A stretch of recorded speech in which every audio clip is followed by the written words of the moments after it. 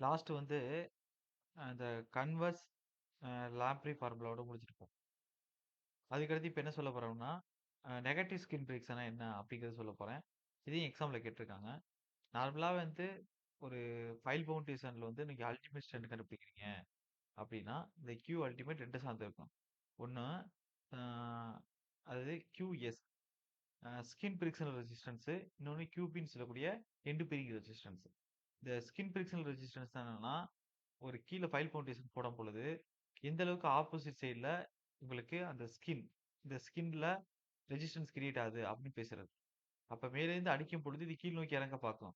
அப்ப இது எந்த அளவுக்கு மேல் நோக்கி இந்த ஸ்கின் இது இங்க சாயில் இங்க பேக் பண்ணி இருக்கும்ல, இந்த சாயில பொறுத்து இருக்கும். அப்ப எந்த அளவுக்கு இது மேல் நோக்கி ஏறுதோ, அது வந்து ஸ்கின் பிரிக்ஷன். நெகட்டிவ் ஸ்கின் பிரிக்ஷன்னா மேல் நோக்கி ஏறுறதுக்கு கீழ் நோக்கி அப்படியே வரும். ஸ்கின் பிரிக்ஷன்லாம் மேல் நோக்கி ஏறுறது. அதே வந்து நெகட்டிவ் ஸ்கின் பிரிக்ஷன்னா அப்படியே அதுக்கு ஆப்போசிட். அப்படியே அதே கீழ் நோக்கி இறங்குற மாரி இருக்கும். அதான் நெகட்டிவ் ஸ்கின் பிரிக்ஷன் சொல்லுவாங்க. மேக்ஸிமமா நீங்க ஒரு ஃபைல வந்து அடிக்கும் பொழுது, இ இதுக்கு ஆப்போசிட்னா இப்படித்தானே வரும். அப்ப இன்னும் நல்லா புதையும்னு அர்த்தம். இந்த ஃபைல். அப்ப இது எங்கே நடக்கும்? எந்த இடத்துல சாயில் லூஸா போட்டு வச்சிருக்கோமோ, அந்த இடத்துல நம்ம லைட்டா லோடு குடுத்தாவே, நார்மலா குடுக்கக்கூடிய இடத்துல குடுக்கக்கூடிய லோட விட, இப்ப இந்த சாயில் நல்ல சாயில் இருக்கு. டென்ஸ் சாயிலா இருக்கு. அப்போ ஒரு 10 கிலோமீட்டர் லோடு குடுத்தேன்னா, எனக்கு இந்த அளவுக்கு இது கீழ இறங்குது. கரெக்ட்டா ஒரு 10 எம் கீழ இறங்குது அப்டின்னா, அதே லூஸ் ஆயில் அடிக்கும் பொழுது கரெக்ட்டா எனக்கு எவ்வளவு இறங்கும்னா, ஒரு 40 எம் கீழ இறங்கும்.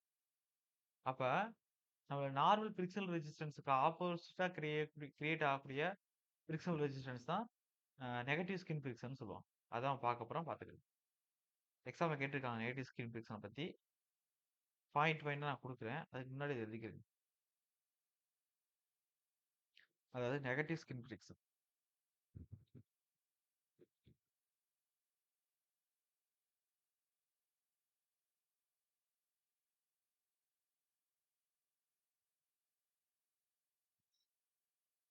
ஃபர்ஸ்ட் படம் போட்டுக்கிறங்க.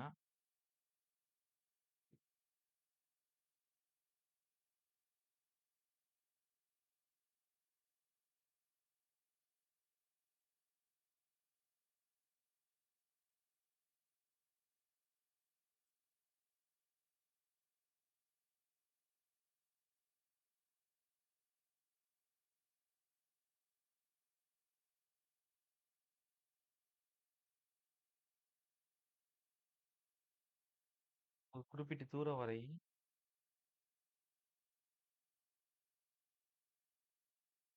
பேக்கிரவுண்ட்ல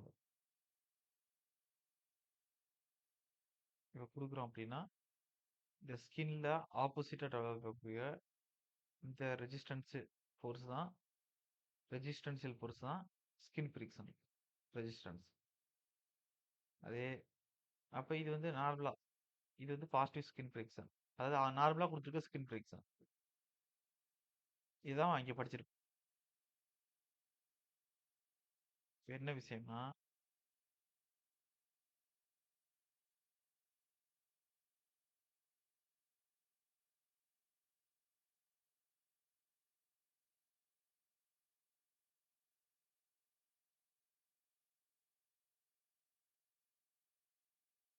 லோடு குடுக்கும் பொழுது ஒரு குறிப்பிட்ட ஸ்டேஜ் வரை எப்பயும் போல ஆக்ட் ஆகுற மாரி ஆப்போசிட்டா தான் கிரியேட் ஆகும். பாசிட்டிவ் ஸ்கின் பிரிக்ஷன் மாரி தான் ஆக்ட் ஆகும். ஒரு குறிப்பிட்ட தூரத்துக்கு போனதுக்கப்புறம் அப்படியே ரிவர்ஸ்ல ஆக்ட் ஆகும். மேல் நோக்கி ஏறக்கூடிய இந்த பாசிட்டிவ் ஸ்கின் பிரிக்ஷன்ங்கிறது இப்படி கீழ இறங்கும். இதான் விஷயமே. அப்ப நார்மலா நடக்கக்கூடிய இந்த பிரிக்ஷன விட எப்படி இருக்கு ஆப்போசிட்டா நிகழுதா? அப்ப இதான் என்ன சொல்லுவாங்கன்னா, நெகட்டிவ் ஸ்கின் பிரிக்ஷன்.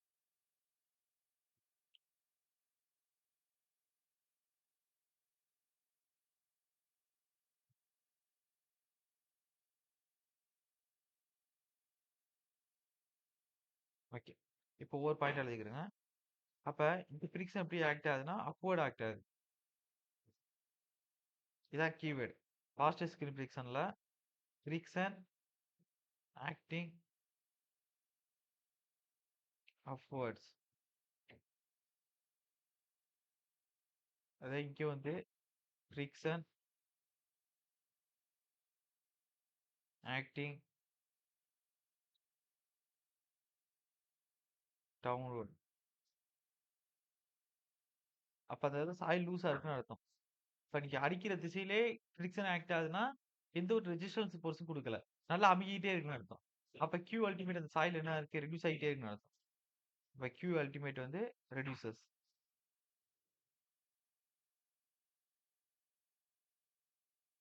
இதெல்லாம் எக்ஸாம் பாயிண்ட் ஆஃப் வியூ பாத்துக்கிறங்க. அப்ப நெகட்டிவ் ஸ்கின் ஃபிரிக்ஷன பொறுத்தவர, அந்த ஸ்கின் ஃபிரிக்ஷன் ரெசிஸ்டன்ஸ் வந்து டவுன்வர்ட் ஆக்ட் ஆகுது.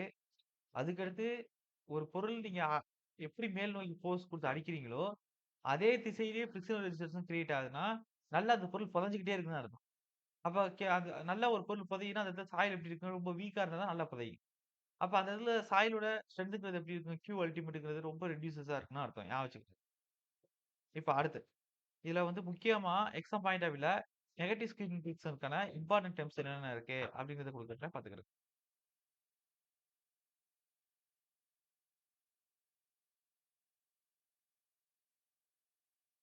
Negative skin friction.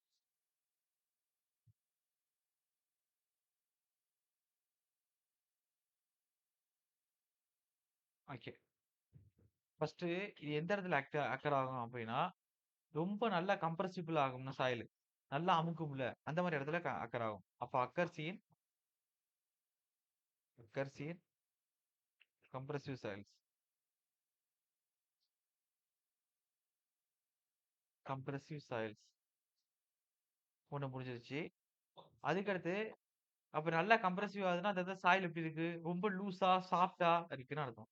இல்லாட்டி ஒரு இடத்துல சாயில் இப்ப தான் கொண்டு வந்து கொட்டி வச்சிருக்காங்க அப்படின்னா, அது ரீசென்ட்டா ஃபில் பண்ண சாயிலா இருக்கலாம். லூஸா இருக்கலாம். அப்ப அங்கன ஒரு பொருள வச்சு அடிச்சோம்னா, சீக்கிரம் டக்கு டக்குன்னு இறங்கிரும். அப்ப லூஸ் இல்ல சாஃப்ட் இல்ல ரீசென்ட்லி ஃபில்ட் அப்டின்னு வச்சுக்கணும். Loose, soft and recently filled up.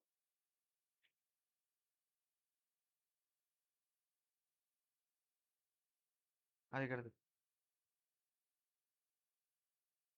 அதுக்கடுத்து layers due to the lowering of water table. Layers due to the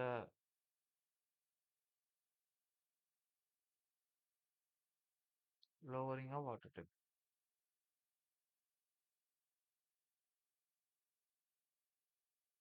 Layers due to the lowering of water table.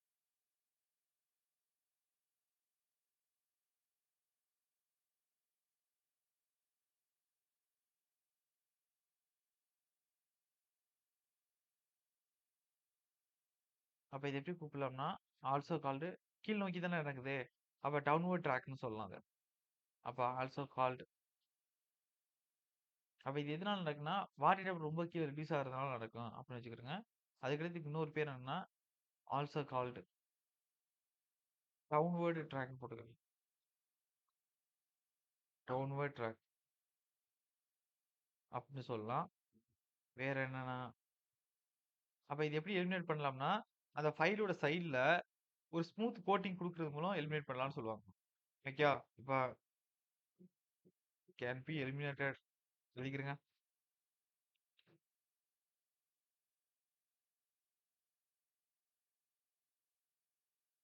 Can be eliminated by providing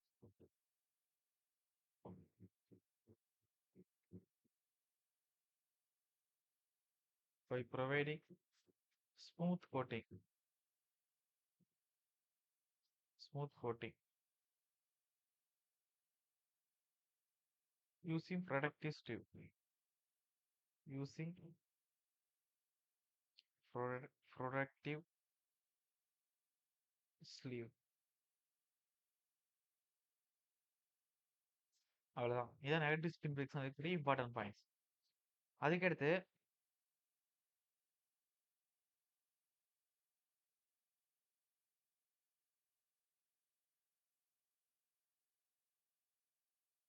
file போடும்போது எவ்வளவு space இருக்கணும் அப்படின்னா ஒரு சில விஷயங்கள் இருக்கு. அப்படியே எழுதிக்கிறேங்க.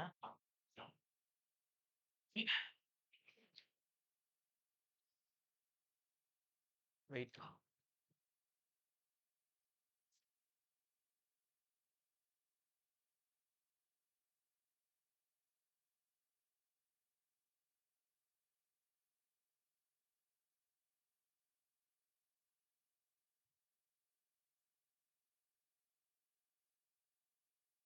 ஸ்பேசிங் சொல்றதுக்கு முன்னாடி ஒரு சில விஷயங்கள் தெரிஞ்சுக்கிட்டோம்னா, அண்டர் ரிங்டு பெயில்னா படம் எப்படி இருக்கும் அப்படிங்கிறத குடுக்குறேன். அ எந்த இடத்துல ரொம்ப எக்ஸ்பான்சிவ் ஸ்டைல் இருக்கோ, ஓகே இந்த மானோலினிக் லேயர்ன்னு சொல்லுவோம். ஃபர்ஸ்ட் யூனிட்லாம் சொல்லிக் குடுத்துருப்பேன். Flag and style. அது மாரி ரொம்ப வீக்கா இருக்கக்கூடிய சாயில் வந்து என்ன செஞ்சிருப்போம் அப்படின்னா, இங்க கொஞ்சம் ஒர்க் போயிட்டு இருக்கு ஆபீஸ் பக்கத்துல. அதனால கொஞ்சம் சவுண்ட் இரைச்சலா இருக்கும். அட்ஜஸ்ட் பண்ணிக்கிறேங்க. ஓகே. அப்ப எங்கேனா எக்ஸ்பான்சிவ் சாயிலா இருக்கோ, அப்ப அந்த மாரி இடத்துல அண்டர் ரிம்டு பெயில் போடுவோம். இப்ப நார்மல் பெயிலுக்கும் அண்டர் ரிம்டு பெயிலுக்கும் என்ன சார் வித்தியாசம் அப்படின்னா, இப்ப நார்மலா ஒரு ஃபைல் இருக்கு அப்படின்னா, இப்படி போடும். எப்படி போடும்? இப்படி போடும். இதே அண்டர் ரிம்டு பெயில் அப்படின்னா என்ன அர்த்தம்னா, பல்பா இருக்கும். அதாவது இங்க வந்துட்டு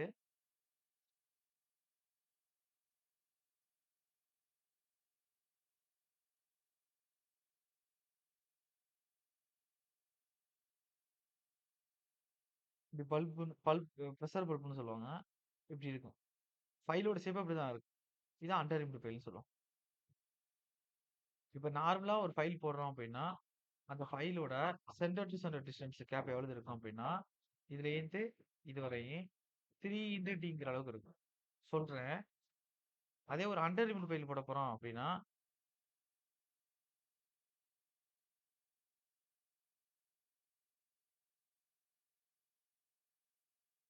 இதோட சென்டர் டூ சென்டர் டிஸ்டன்ஸ் எவ்வளவு இருக்குன்னா, 2 இன்டு V0 அந்த அளவுக்கு இருக்கும்.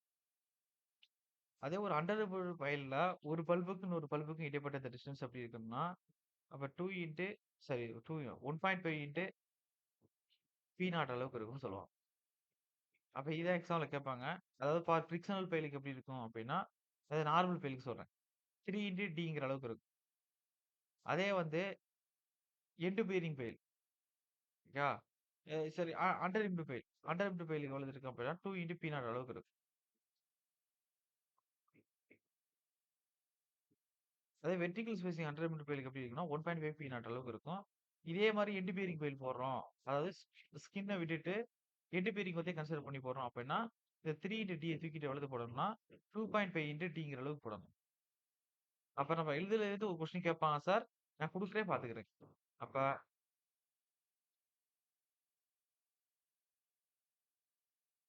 எழுதிக்கிடுங்க. ஃபர்ஸ்ட் படம் போட்டுக்கிறேங்க.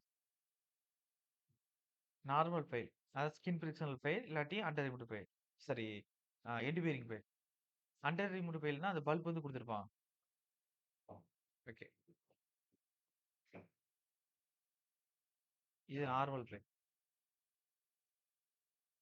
இந்த நார்மல் ஃபைல்லே ஸ்கின் ஃபிரிக்ஷனல் ஃபைலா இருக்கு அப்டின்னா, 3 இன்டு டி அளவுக்கு இருக்கும். அந்த ஃபைலோட டயாமீட்டர்ல 3 மடங்கா இருக்கும். டிஸ்டன்ஸ். அவ்வளோ கேப் தள்ளி போடணும்னு சொல்லுவாங்க. ஓகே. அதே பக்கத்திலேயே போட்டுக்கிறது. இங்க எண்ட் பியரிங் ஃபைல் போடுறேன். அதே மாரி தான் இருக்கும் அதுலயும்.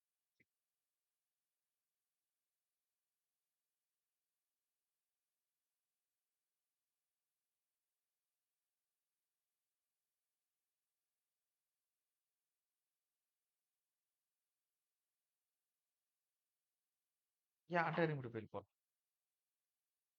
இந்த இடத்துல வந்து படத்துல கொஞ்சம் சில மாற்றங்கள் பண்ணணும்.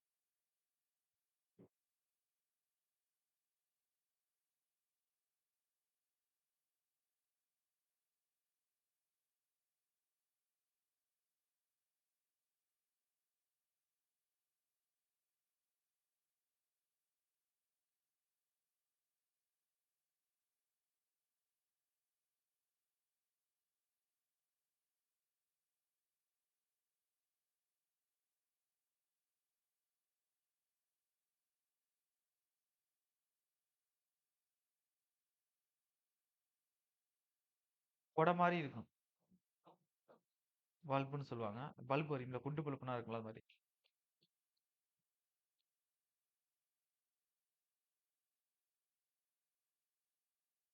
ஃபர்ஸ்ட் 2 ஃபைல் ஒரே மாரி தான் இருக்கும். இது வந்து இந்த சைடு வந்து கன்சிடர் பண்ணிக்கிட்டோம்னா, ஃபிரிக்ஷன் ஃபைல்ன்னு சொல்லுவோம்.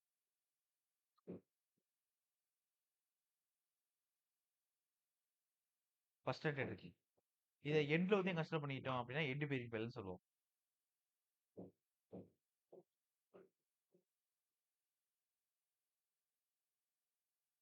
இதுல இந்த பல்புக்கு இருக்கு அப்டின்னா, இது அண்டர் ரிமூவ்டு ஃபைல்ன்னு சொல்லுவோம்.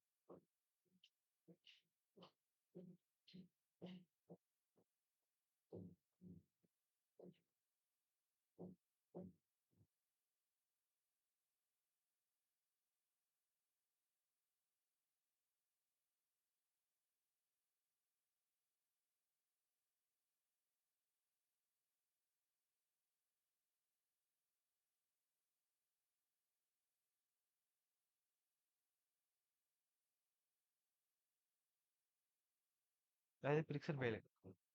இதே எண்ட் பேரிங் ஃபெயிலுக்கு 2 இன்டு 2 இல்ல 2.5 இன்டு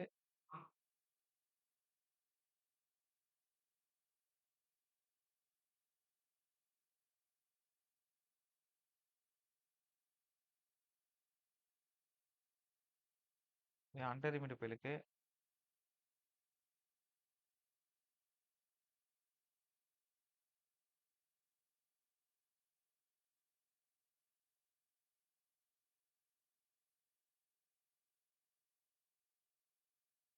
இல்லை centre to centre.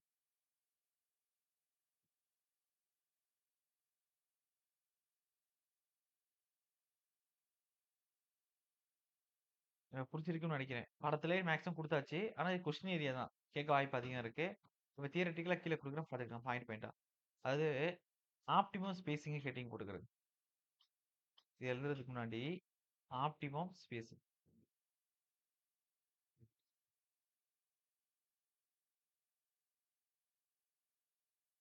Okay. Indian standard 2911 1979. Okay. First for frictional ஃபைலுக்கு எவ்வளவு இருக்கும் அப்படின்னா ஃபார் ஃபிக்ஷன் ஃபைல் ஸ்பேசிங் எவ்வளவு இருக்கும் அப்படின்னா 3 இன்டு டி. ஹரிசாண்டல் ஸ்பேசிங் எல்லாமே. ஹரிசாண்டல் ஸ்பேசிங்க்கு ஹரிசாண்டல் வார்த்தை மென்ஷன் பண்ண மாட்டாங்க. பண்ணலாட்டி நமக்கே புரிஞ்சுக்கிறேன் ஹரிசாண்டல் தான் கொடுத்துருக்காங்க. வெர்டிகல் ஸ்பேசிங் இப்ப அந்த 2 பல்புக்கு இடைப்பட்ட டிஸ்டன்ஸ் தான் சொல்றாங்க அப்படின்னா அவங்க மென்ஷன் பண்ணியிருக்காங்கன்னு அர்த்தம். அதான் வெர்டிகல்ங்கிற வார்த்தை மென்ஷன் பண்ணியிருப்பாங்க. இப்ப அடுத்து எண்டு பிரியிங் பேர். அப்ப இங்க ஹரிசாண்டல் மென்ஷன் பண்ணல. ஆனா ஹரிசாண்டல் தான். ஃபார் எண்டு பிரியிங் பேர். 2வது. அது ஒரு ஹரிசாண்டல் ஸ்பேசிங் எவ்வளவு இருக்கும் அப்படின்னா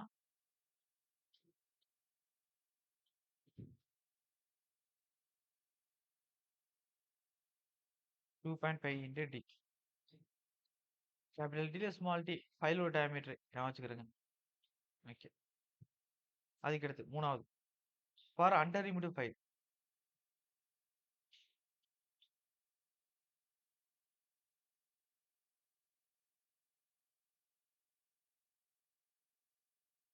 எவ்வளவு இருக்குன்னா 2 இன்டு இங்க டயாமீட்டர்ங்கிறது ஃபைலோட டயாமீட்டர் இல்ல பல்போட டயாமீட்டர். அந்த பல்ப் இருக்குல்ல பெரிசா அதோட டயாமீட்டர் பல்ப் டயா. மத்ததுக்குன்னா அந்த ஃபைல் ஒரே டயா தானே. இதே டயா எடுத்துக்க வேண்டியதுதான். ஓகே. அதுக்கடுத்து அண்டர் லிமிட் ஃபைல்ல வெர்டிகல் ஸ்பேசிங். ஏன்னா ஹரிசாண்டல் ஸ்பேசிங் தான் 2 இன்டு டி. அதே வந்து வெர்டிகல் ஸ்பேசிங் எப்படி இருக்கு 1.5 into D. Exam point of view பாத்துக்கிறேங்க. அப்ப வெர்டிகல் ஸ்பேசிங்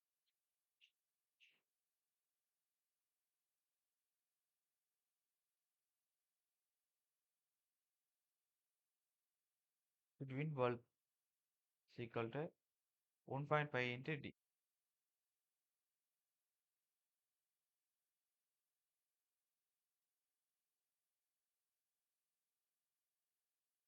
ஓகே. அதுக்கடுத்து வேற என்ன கொடுக்கலாம் அப்படின்னா ஒரு டபுள் அண்டர் லிமிட் ஃபைலுக்கும் சிங்கிள் அண்டர் லிமிட் ஃபைலுக்கும் ரேஷியோ போட்டா எவ்வளவு வரும்னு எக்ஸாம்ல கேட்டிருக்காங்க ஒரு டைம். அதான் கொடுக்க போறேன். ஸ்ட்ரெயிட்டா எழுதிக்கலாம். 1.5 அளவுக்கு வரும். எழுதிக்கிறீங்க அப்படியே. அதாவது the bearing resistance of double under limit file.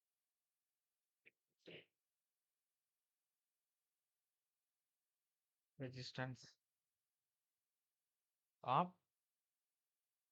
double under limit file.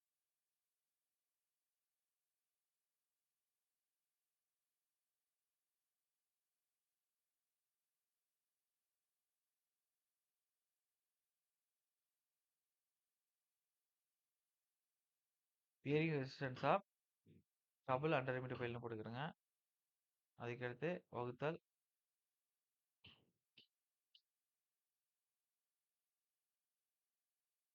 bearing resistance of bearing resistance of double under limit file இல்ல bearing resistance of single under limit file.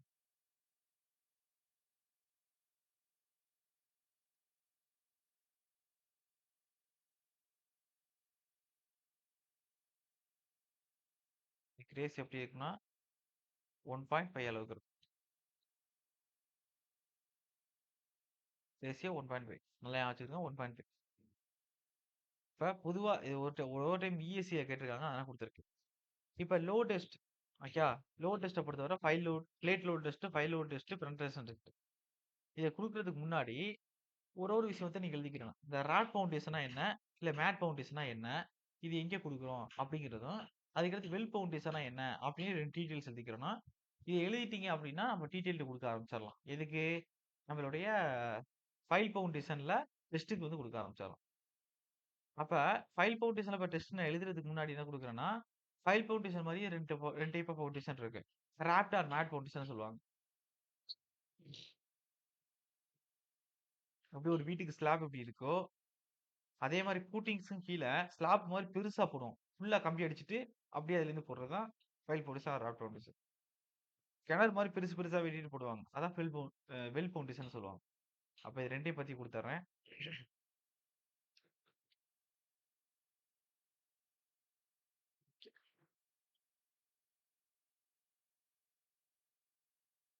எழுதிக்கோங்க.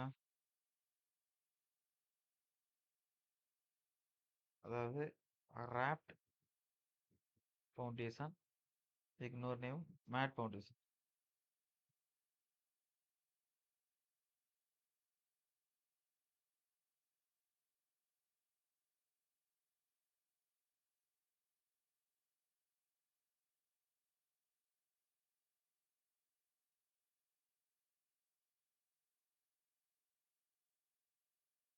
First exam point of view தான் குடுக்குறேன் sir. எக்ஸாம்ல கேட்டது தான் குடுக்க போறேன்.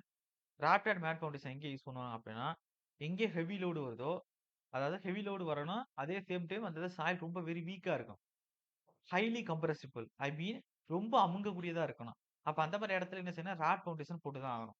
Exam point of view எல்லாமே எக்ஸாம்ல கேட்டிருக்காங்க. அப்ப ராப்ட் ஆர் மேட் ஃபவுண்டேஷன்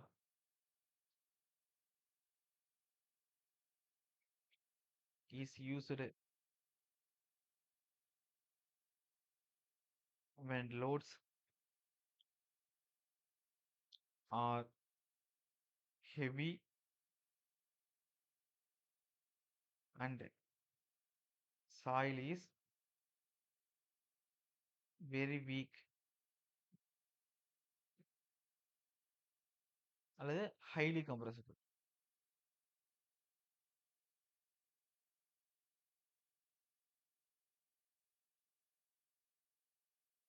அப்ப ராப்ட் ஆர் மேட் ஃபவுண்டேஷன்ங்கிறது என்ன அப்படின்னா, லோட்ஸ் எங்கெங்கன்னா ஹெவியாவும், சாயில் வந்து வெரி வீக்காவும் இருக்கோ, அந்த மாரி இடத்துல யூஸ் பண்றது தான் ராப்ட் ஃபவுண்டேஷன் இல்ல mat foundation.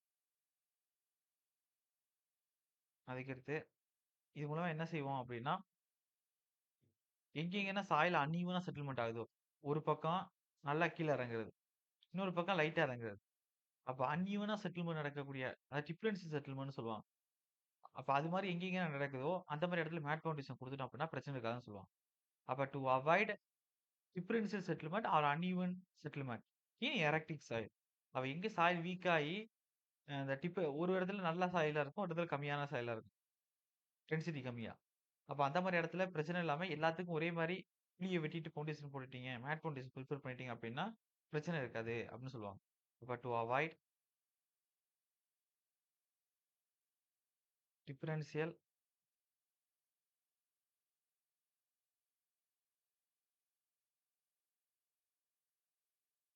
செட்டில்மென்ட்ஸ் in erratic soil.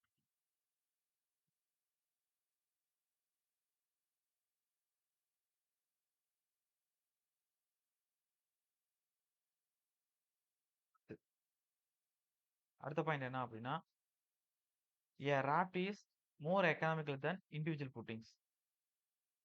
அதாவது ஒரு இண்டிவிஜுவலா பூட்டிங் குடுக்கிறத விட கம்பேர் பண்ணும்போது ராஃப்ட் வந்து மோர் எக்கனாமிக்கலா இருக்கும் அப்டின்னு சொல்றாங்க.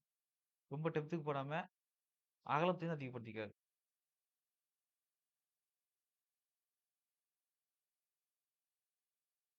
இப்ப எப்படி எழுதலாம்னா அத 50% எக்ஸீடா இருக்கும்னு சொல்லியிருக்கோம். சரி ஓகே மொத்தம் பாயிண்ட்டாவே குடுத்துருவோம். அப்ப எ ராஃப்ட் அவ்வளோதான் லாஸ்ட் பாயிண்ட் இதுல. எ ராஃப்ட் ஃபர்ஸ்ட் பாயிண்ட் கேட்டிருக்கான் எக்ஸாம்ல. 2வது பாயிண்ட் கேட்டிருக்கான். அவ்வளோதான். A raft is more economical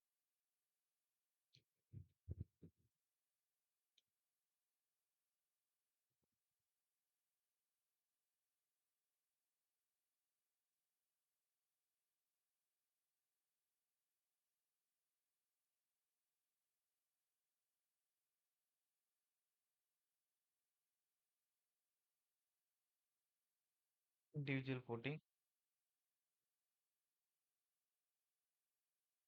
when the total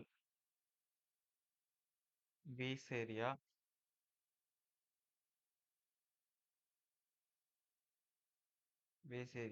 required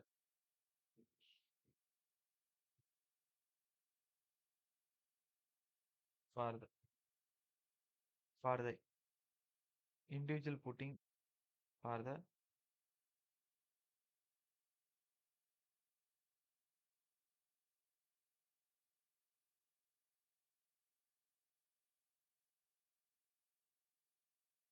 exceeds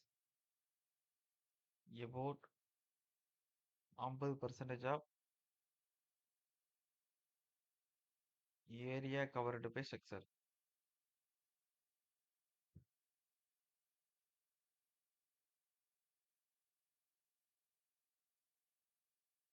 சில புரியுதானே? அப்ப a raft is more economical than individual footing. அப்போ ஒரு இண்டிவிஜுவல் பூட்டிங்கோட மோர் எக்கனாமிக்கலா ராவுட் ஃபவுண்டேஷன் இருக்குன்னு சொல்றாங்க.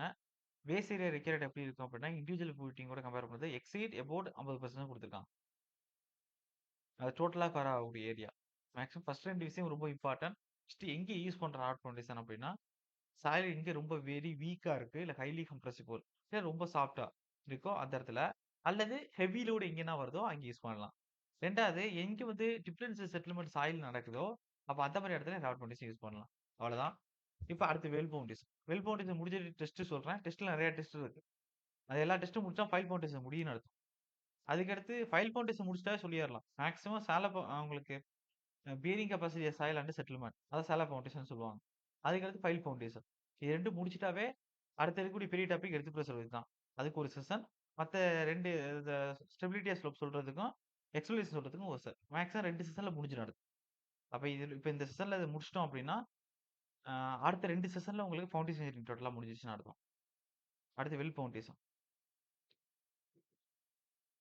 மேக்ஸிமம் இது 2லயும் தான் அதிக கொஸ்டின் வரும். ஃபர்ஸ்ட் டாபிக்லயும் இப்ப ஃபைல் ஃபவுண்டேஷன் தான் அதிக கொஸ்டின் வரும். எர்த் பிரஷர்ல 1 கேட்பாங்க. சாயில் எக்ஸ்பிளரேஷன் 1 கேட்பாங்க. அப்ப இப்ப பார்த்த 2லயுமே 5 கொஸ்டின் வந்துரும். ஒரு சில டைம் எர்த் பிரஷர்ல 2 கொஸ்டின் கேட்பாங்க. Okay. Well foundation.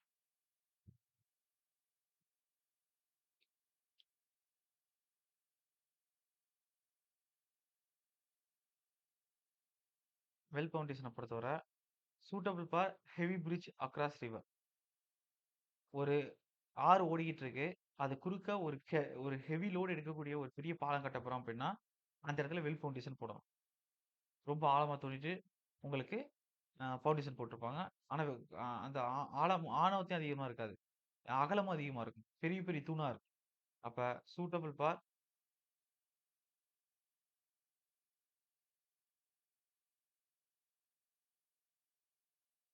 Heavy bridges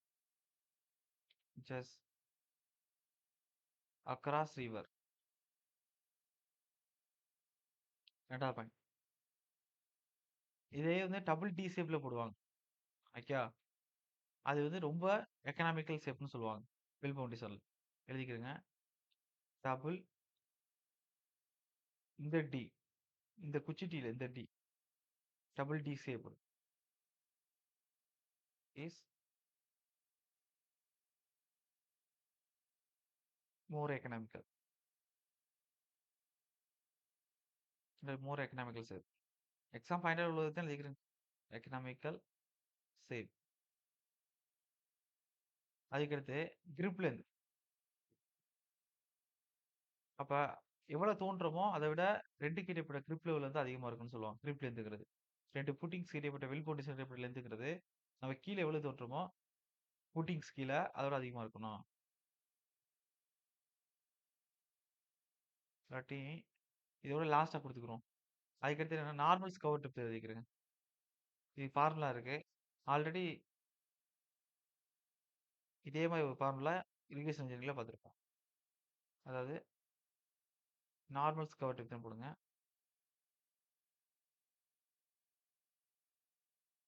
இது ஆர்எல்ன்னு சொல்லுவாங்க. இதுக்கான ஃபார்முலா என்னன்னா 1.35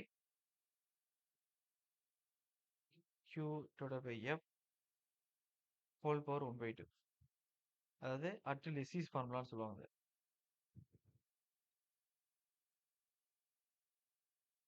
அதுக்கடுத்து மேக்ஸிமம் கவர் டெப்த் எவ்வளவு இருக்கும்னா, உங்களுடைய இந்த நார்மல் கவர் டெப்த் இருக்குல்ல, இதோட டபுள் மடங்கா இருக்கும். மேக்ஸிமம்.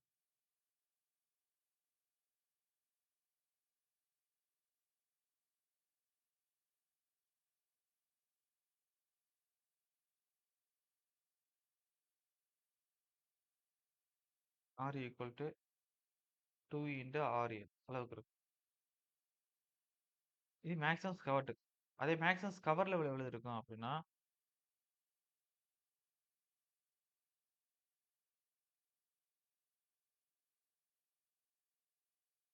கவர் லெவல் எவ்வளவு இருக்குன்னா,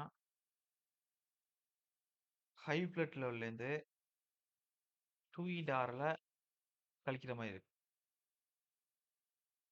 இதே இப்போ கிரிப் லென்த்ங்கிறது என்ன அப்படின்னு சொல்லிட்டு ஒரு ரயில்வேக்கு எப்படி இருக்கும்? ஆ ரோடு பிரிட்ஜ்க்கு எப்படி ரயில்வே பிரிட்ஜ்க்கு எப்படி இருக்கும்? ரோடு பிரிட்ஜ்க்கு எவ்வளவு இருக்கும் அப்படின்னு சொல்றேன். மேக்ஸிமம் கவர் டெப்த் குடுத்துட்டேன். மேக்ஸிமம் கவர் லெவலும் குடுத்துட்டேன். அதுக்கடுத்து என்ன குடுக்க போறேன்னா, ஆ கிரிப் லென்த் குடுக்குறேன். அப்ப கிரிப் லென்த் ஈக்குவல் டூ அதாவது இந்த டெப்த் ஆஃப் த இதெல்லாம் வெல் ஃபவுண்டேஷன் லைட்டா பார்த்துக்கிருங்க. ஓகே. இந்த depth of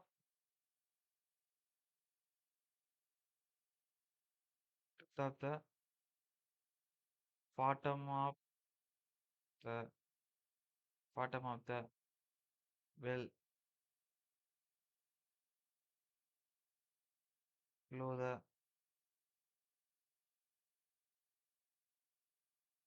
maximum cover level. அப்ப இந்த depth of the bottom of the well below the maximum cover level வச்சுக்கிருங்க. அப்ப இந்த கிரிப் லென்த் கண்டுபிடிக்கிறோம்ல, இத வச்சு 2 இது குடுக்கலாம். அதாவது grip length on railway bridge. Railway track வந்து ஒரு பாலத்து மேல போகுது அப்படின்னா, அந்த ரயில்வே பிரிட்ஜ்க்கு எவ்வளவு இருக்கும் அப்படின்னா, இந்த மேல சொன்னேனே கவர் டெப்த்ங்கிறது RL. அந்த கவர் டெப்த்ல 50% இருக்கும். அப்ப கிரிப் லென்த் ஆஃப் இல்லாட்டி லென்த் ஆன் போட்டுக்கிறேன் கரெக்ட்டா இருக்கும். Length on railway bridge.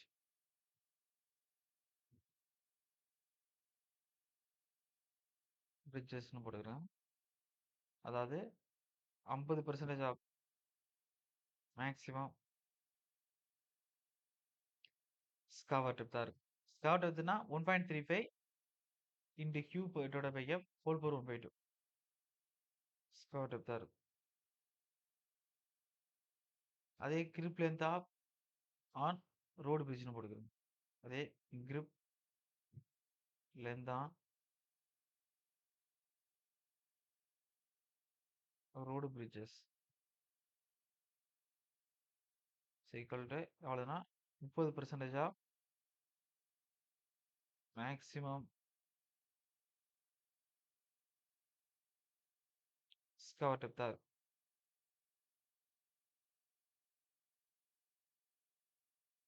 As per IRC rule படி குடுத்துருக்கேன் இத நான். ஓகே. அடுத்தது இருங்க. வெல் ஃபவுண்டேஷன்ல வேற என்ன இம்பார்ட்டன்ட்டா சொல்லலாம் அப்படின்னா, ம் ஸ்லோப் எவ்வளவு இருக்கணும்? ஐஎஸ் கோடு படி அப்படின்னா, as per IS Indian standard இந்த டில்ட் வெல் ஃபவுண்டேஷன் எந்த அளவுக்கு டில்ட் ஆயிருக்கும் அப்படின்னா, டில்ட் சுட் நாட் எக்ஸீட் இதுக்கு எதுக்கு மேல போயிருக்குன்னா 1 இன் 60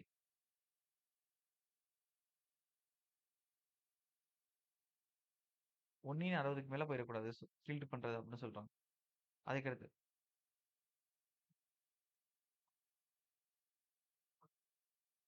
அதே வந்து டில்ட் வந்து ஸ்லோப் 1 இஸ் 60 அதே ஷிஃப்ட் எவ்வளவு இருக்கணும்னா 1% டெப்த் ஆஃப் சங்க்கு மேல போயிறக்கூடாது. இதான் கேட்க மாட்டாங்க. லைட்டா பார்த்து வச்சுக்கிருங்க. And shift should not exceed 1% depth of chunk.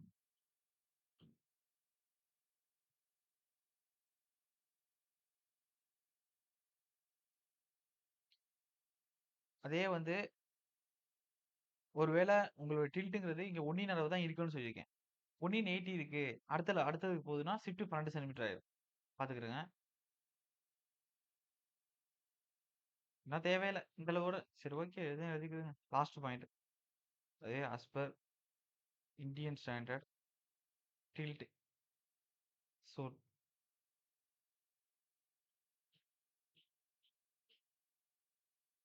should be 1 in 80. இப்ப ஷிஃப்ட் எவ்வளவு இருக்கும் அப்படின்னா ஷிஃப்ட் 12 சென்டிமீட்டர். That's all. அப்ப வெல் பவுண்டேஷன் முடிச்சாச்சு. இப்ப அடுத்து என்ன செய்ய போறோம்னா டெஸ்ட் தான் பார்க்க போறோம். இப்ப மறுபடியும் ஃபைல் ஃபவுண்டேஷனுக்கு வாங்க. அதாவது இடையில கொடுத்த ராட் ஃபவுண்டேஷன், வெல் ஃபவுண்டேஷன் லைட்டா ஓரளவு பார்த்துக்கிடுங்க. இது டைப் ஆஃப் ஃபவுண்டேஷன்ஸ் தான். அதுல ராப்ட் அதிகமா கேட்டிருக்காங்க. வெல் ஃபவுண்டேஷன் அதிகமா கொஸ்டின் கேட்ட மாதிரி நான் பார்த்தது இல்ல. இருந்தாலும் நான் கொடுத்துட்டேன் நோட்ஸ். அதுக்கடுத்து இப்ப மறுபடியும் ஃபைல் ஃபவுண்டேஷன் மேல பார்த்தோம்ல. ஓகே. அந்த செட்டில்மெண்ட் எல்லாம் முடிச்சதுக்கு அப்புறம் சால ஃபவுண்டேஷன்ல பியரி கெப்பாசிட்டி செட்டில்மெண்ட் முடிச்சதுக்கு அப்புறம் ஃபைல் ஃபவுண்டேஷன் ஆரம்பிச்சு ஃபர்ஸ்ட்ல இருந்து பார்த்துட்டு இருக்கோம்ல. ஸ்கின் பிரிக்சல் ரெசிஸ்டன்ஸ், என்டிபீரிங் ரெசிஸ்டன்ஸ் அப்படின்னு வரிசையா அதுல இருந்து ஆரம்பிச்சு பார்த்துட்டு இருக்கோம். இப்ப இத பொறுத்தவரை மறுபடியும் அந்த ஒரு எப்படி லோட் டெஸ்ட் பண்ணலாம் அப்படின்னா இது சின்ன ஒரு ஃப்ளோ சார்ட் மாதிரி கொடுத்துக்கிறேங்க. இதுல ஏன்னா நிறைய விஷயங்கள் இம்பார்ட்டன்ட். நிறைய டைம் கேட்டிருக்காங்க. லோட் டெஸ்ட்ல இருந்து ஒரு கொஸ்டின் பாசிபிலிட்டி இருக்கு.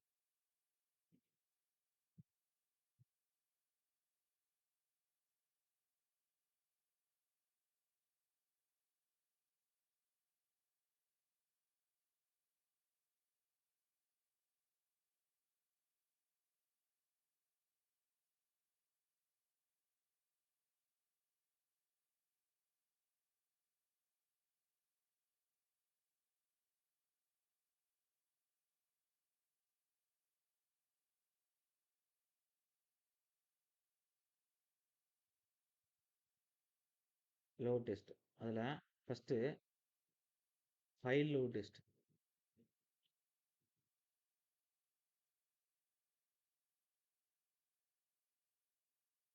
இல்லாட்டி சரி ஓகே. அடுத்து ஃபர்ஸ்ட் பிளேட் லோட் டெஸ்ட் எழுதணும். சரி ஓகே. ஆர்டர் வைஸ் எழுதிக்கிறோம். ரெண்டாவது ஃபைல் லோட் டெஸ்ட் எழுதுறேன். First plate load test.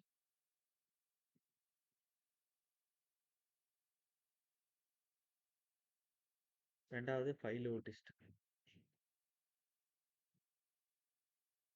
மூணாவது பெனட்ரேஷன் டெஸ்ட். PT test. இதுல தான் ஸ்டாண்டர்ட் பெனட்ரேஷன் டெஸ்ட் எஸ்பிடினா இருக்கும். பெனட்ரேஷன் டெஸ்ட் அதாவது எக்ஸாம் பாயிண்ட் ஆஃப் என்ன ரொம்ப இம்பார்ட்டன்ட் அப்படின்னா பொசிஷனலைஸ் ஆயிலுக்கு பெனட்ரேஷன் டெஸ்ட் மோர் சூட்டபிளா இருக்கும். சரி ஓகே. கொடுக்குறேன் பார்த்துக்கிறேங்க. Penetration test.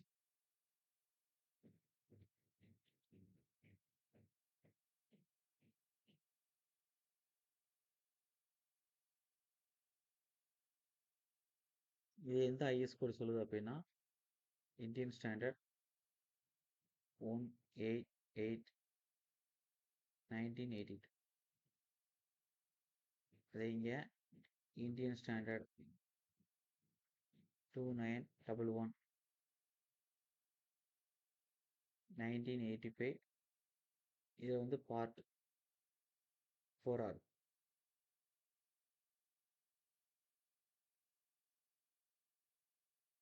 ஓகே.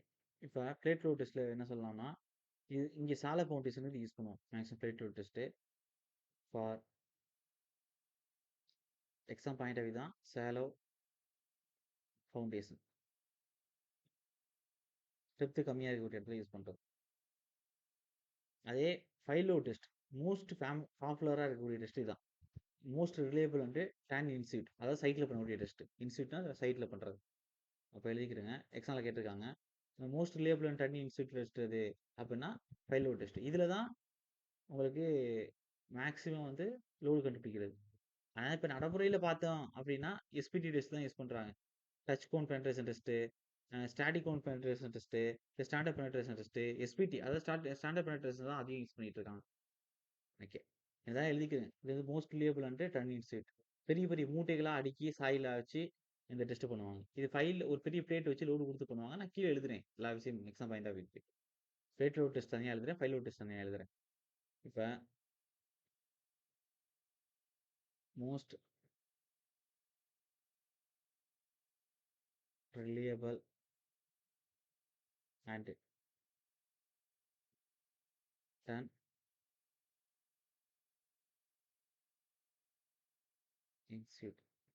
அதாவது ஃபீல்டு டெஸ்ட். இத பொறுத்தவரை 3ஆ பிரிக்கலாம். இடம் பத்துமா?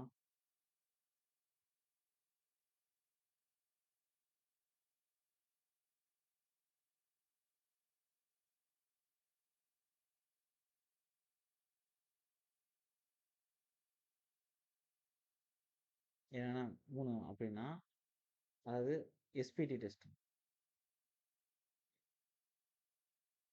Standard penetration test.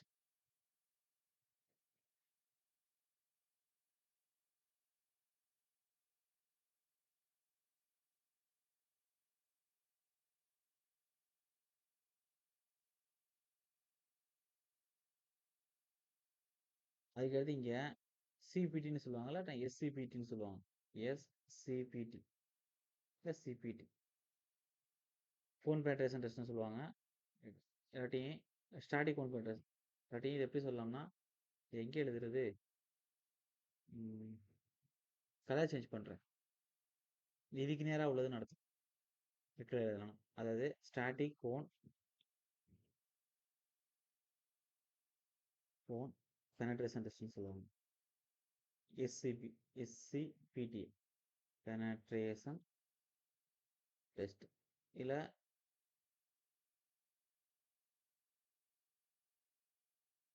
Touch cone penetration டெஸ்ட்னு சொல்லுவாங்க. அவசரப்படக்கூடாது. அங்கேயே நான் குடுப்பேன். டிசிபிடின்னு. அங்கே டைனமிக் கோன் பெனட்ரேஷன் டெஸ்ட். இங்கே குடுக்குறது டச் கோன்.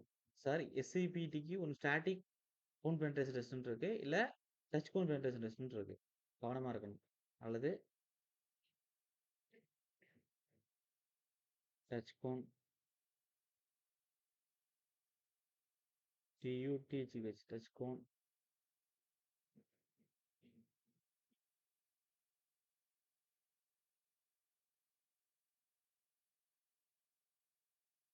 Penetration test. அது இங்கே எப்படி இருக்கு அப்படின்னா டிசிபிடி. இங்க இது டி பார்த்துட்டு டச் கோன் பெனட்ரேஷன் டெஸ்ட் அப்படி சொல்லக்கூடாது. Dynamic cone penetration test. எப்படி ஸ்டாட்டிக்கோ இங்க டைனமிக். ஸ்டாட்டிக் நிலையா, டைனமிக்னா மூவ்மெண்ட். இப்ப இங்க எப்படி இருக்கும்? Dynamic cone penetration test.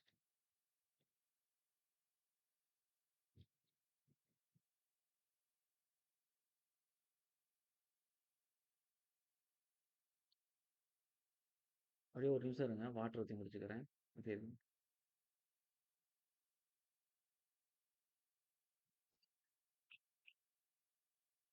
Okay. இப்ப அடுத்து என்ன பார்க்க போறோம்னா, இப்ப லாஸ்ட்டா ஃப்ளோ சார்ட் சொல்லியிருக்கேனா, அதாவது plate load test, pile load test, penetration test. இது 3 குடுத்துருக்கேன். நம்மளுடைய பெனட்ரேஷன் டெஸ்ட் சொல்லணும் தெரியுமா? அது வந்து மோஸ்ட் சூட்டபிள் எதுக்குன்னா கோசனல் சாயிலுக்கு. எழுதிட்டேன்னா எழுதாது. எழுதிக்கிறீங்க ப்ராக்கெட் போட்டு.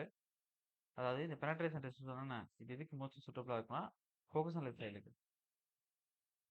Most suitable for cohesionless soil. Okay. இப்ப ஃபர்ஸ்ட் பிளேட் ரோட் டெஸ்ட் பார்த்துருவோம். ஃபர்ஸ்ட் பிளேட் ரோட் டெஸ்ட் 1 போட்டுக்கிறேன். இது பெரிய பேராகிராஃபா இருக்கும். ஆனா எக்ஸாம் பாயிண்ட் ஆஃப் வியூல ஃபார்முலாஸ் என்ன, வேல்யூஸ் என்ன, அதோட சைஸ்னா பார்க்கணும். பிளேட் ரோட் சைஸ்னா எக்ஸாம்ல கேட்டிருக்காங்க. மினிமம் சைஸ் எவ்வளவு இருக்கும், மேக்ஸிமம் சைஸ் எப்படி இருக்கும், minimum thickness of plate 25 mm. இதெல்லாம் நிறைய பார்க்கணும்.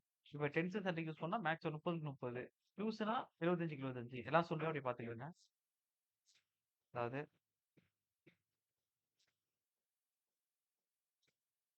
Plate load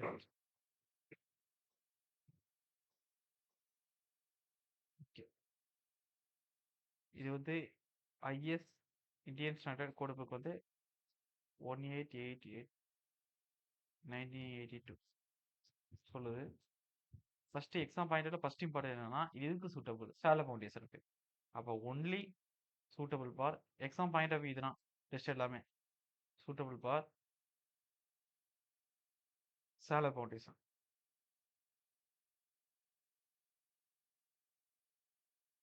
okay. அதுக்கடுத்து வேற என்ன சொன்னா, காஸ்ட் வந்து ரொம்ப எஃபெக்டிவா இருக்கும். எதோட கம்பேர் பண்ணும்போதுன்னா, ரியல் ஃபூட்டிங் டெஸ்ட்டோட கம்பேர் பண்ணும்போது. ஓகே. எப்படி சொல்லலாம்னா, காஸ்ட் எஃபெக்டிவ் வென்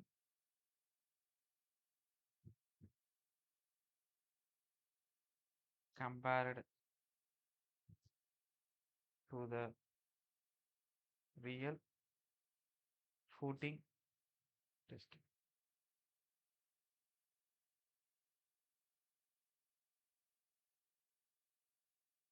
அதுக்கடுத்து ஃபீல்டு டெஸ்ட் எதுக்கு யூஸ் ஆகுது அப்படின்னா, பியரிங் கெப்பாசிட்டிக்கும் செட்டில்மெண்ட்டுக்கும்.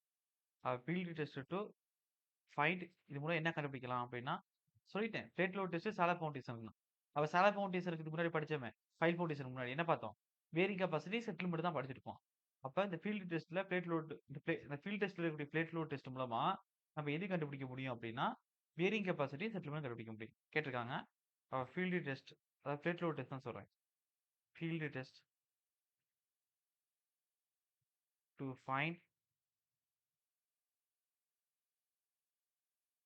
Bearing capacity and settlement.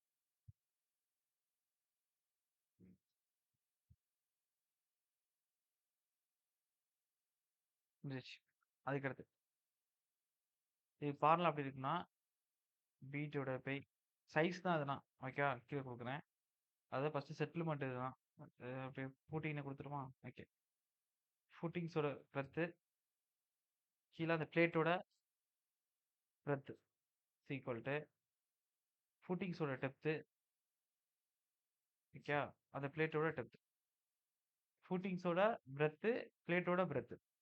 ஃபூட்டிங்ஸோட depth, பிளேட்டோட டெப்த். இது 2 போடும்போது ஈக்குவல் டு 5ன்னு இருக்கும். அப்ப இந்த பிளேட் எப்படி இருக்கலாம்னா, ஸ்கொயர், சர்க்குலர் எப்படி வேணாலும் இருக்கலாம். ஓகேவா? அப்ப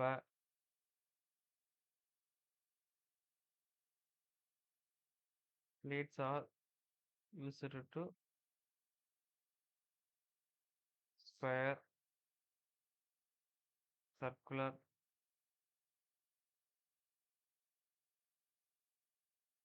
plate அப்படின்னு போட்டுக்கிறேன். அதுக்கடுத்து இப்ப எழுத போறது வெரி வெரி இம்பார்ட்டன்ட். அதாவது இந்த பிளேட்டோட size, minimum size of plate.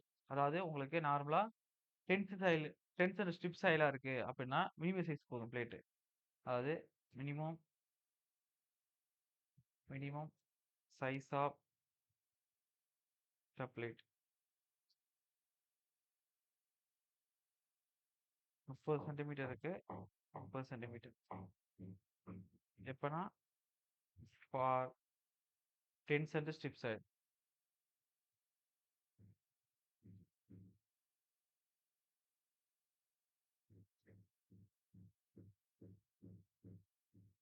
அதே maximum size of the plate equal to 75 centimetre இருக்கு. 75 சென்டிமீட்டரா இருக்கும்.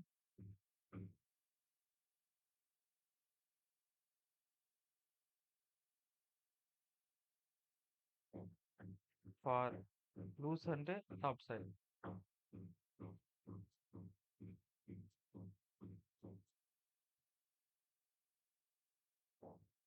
ஓகே. அப்ப 30க்கு 30 70க்கு 70. அதுக்கடுத்து மினிமம் திக்னஸ் ஆஃப் பிளேட்னு போடுங்க.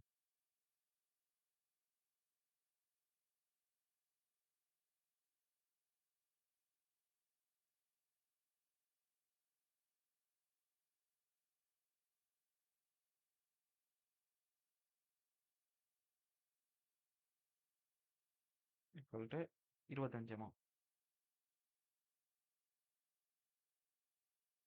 அப்ப பிளேட்டோட மினிமம் திக்னஸ். இந்த டெஸ்ட் படம் கூட வரைஞ்சு காமிக்கலாம்.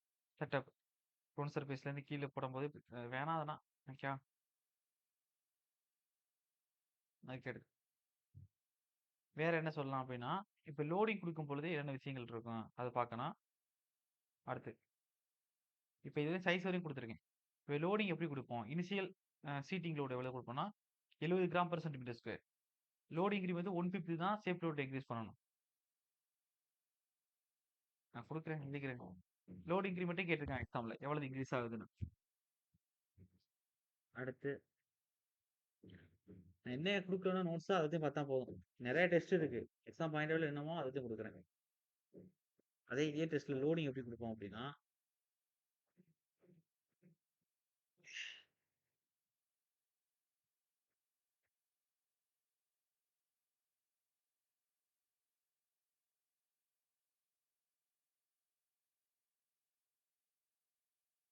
ஒண்ணு கிராவிட்டி பிளாட்ஃபார்ம் லோடிங், இல்ல ரியாக்டிங் லோடிங் குடுப்பாங்க. 2 டைப்ல இருக்கு. எய்தர் 2ல ஏதோ ஒண்ணு. Either either by gravity platform or by reacting loading. By reacting loading.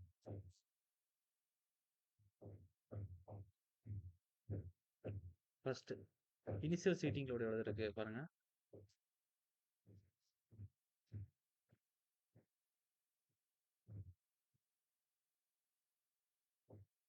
Initial seating load எவ்வளவு அப்படின்னா, exam point of view 70 gram per centimetre ஸ்கொயர்னு சொல்லுவாங்க. அதுக்கு அடுத்து லோடு இன்கிரிமெண்ட் எவ்வளவு இருக்கும் அப்படின்னா, ஒவ்வொரு ஷேப் லோடுக்கும் 1/5 அளவுக்கு இருக்கும். அப்ப load increment equal to safe லோட்ல 1/5. அப்ப 1/5 ஆஃப் ஷேப் லோட். இப்போ வந்து உங்களுக்கு 100 கிலோமீட்டர் கொடுக்குறது தான் ஷேப் லோட் அப்படின்னா, அதுல 1/5ங்கிறது என்ன? 20. அப்ப 20 அடுத்த 20 அடுத்த 20 அடுத்த 20 அடுத்த 20 5 டைமா நீங்க இன்கிரிமெண்ட் பண்ணணும். Of shape load. எப்படின்னு சொல்லுவாங்க?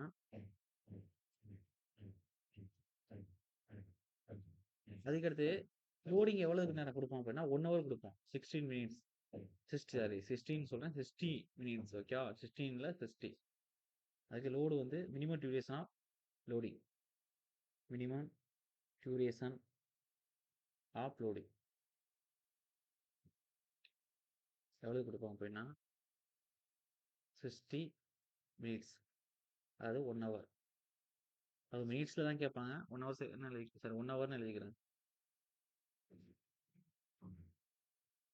அடுத்து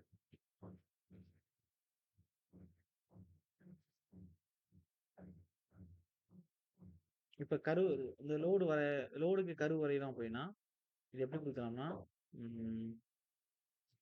லாக் கர்வ்லயும் கொடுக்குறேன். நார்மல் லோடு அண்ட் செட்டில்மெண்ட் கர்வும் கொடுக்குறேன். லைட்டா பாத்துக்கிறேன். ரொம்ப இன்டெப்தா போக வேணாம். கர்வ் எப்படி இருக்குங்கிறத லைட்டா பாத்துக்கிறேன். ஓகே. எதுக்கு லீனியரா வருது, எதுக்கு பேரபோலா வருதுன்னு பாத்துக்கிறேன். ரிசல்ட்னு போடுங்க. இப்ப வரக்கூடிய ரிசல்ட்டுக்கு நம்ம எல்லா லோடும் குடுத்தாச்சு. ஒவ்வொரு லோடுக்கும் எவ்வளவு செட்டில்மென்ட் ஆகுதுன்னா ரீடிங் நோட் பண்ணிட்டோம். அந்த ரீடிங்க நம்ம வந்து கிராப் வரைய போறோம். அது லாக் கர்வா வரைய போறோம். இன்னும் நார்மல் கிராப்பா வரைய போறோம். லாக் கிராப் இல்ல நார்மல் கிராப். ஓகே. அப்ப if weak is not well defined block. Log கர்வ்ல வந்து if week is not well defined flat log to log curve and obtain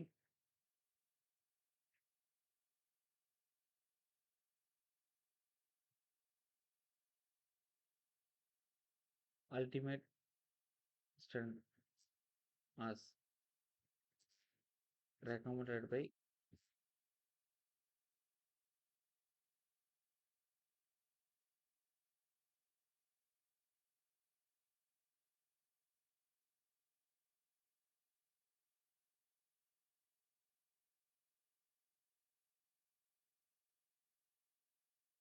nineteen eighty two.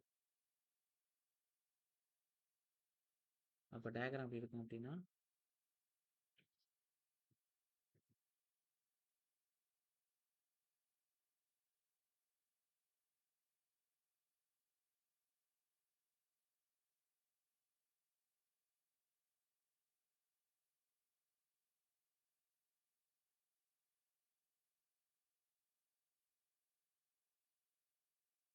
இப்ப இதுதான் அல்டிமேட்னா இதான் இப்ப மேல தான லாக் இது லோட் டயகிராம். அதான் லாக் லோட் டயகிராம். இது செட்டில்மென்ட். லாக் டெல்டானா செட்டில்மென்ட் டயகிராம் போட்டாச்சு. அப்ப இந்த இடத்துல என்ன இருக்கும்? Q அல்டிமேட் இருக்கு. ஆனா லாக்ல இருக்கு. இது லாக் டயகிராம். ஆனா இது வந்து கரெக்ட்டா துல்லியமா இதான் ஆன்ஸர்ன்னு சொல்லிட முடியாது. ஃபீக்கா லோட் வந்து இவ்வளவு தான் வருதுன்னு சொல்லிட முடியாது. அப்ப இது அப்ராக்ஸிமேட் தான். அப்ப இது அப்ராக்ஸிமேட் ஃபெரியர் ஸ்ட்ரெஸ்ன்னு போட்டுக்கோங்க. அதான் குடுத்திருக்கேன். If peak is not well defined log. Log to log curve. இந்த log settlement to log delta. அதான் லாக் டூ லாக் கர்வ்ல அதோட ஃபீக்ன்னு சொல்லக்கூடிய எவ்வளவு லோடுக்கு அதிகமா செட்டில்மென்ட் ஆகுது அப்படிங்கிறது வெல் டிஃபைன்டா இருக்காது அப்படின்னு குடுக்குறாங்க. அது அப்ராக்ஸிமேட் தான் அது. கரெக்ட்டான வேல்யூ இல்ல. அப்ப approximate failure stress.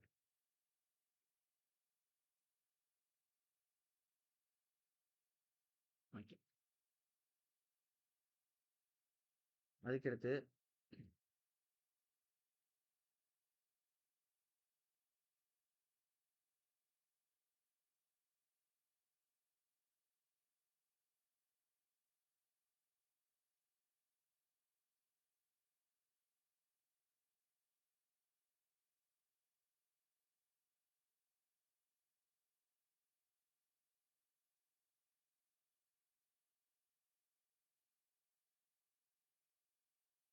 Load settlement.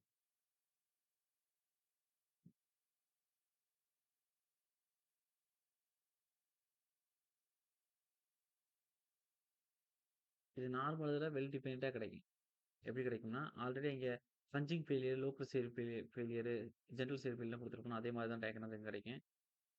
அதாவது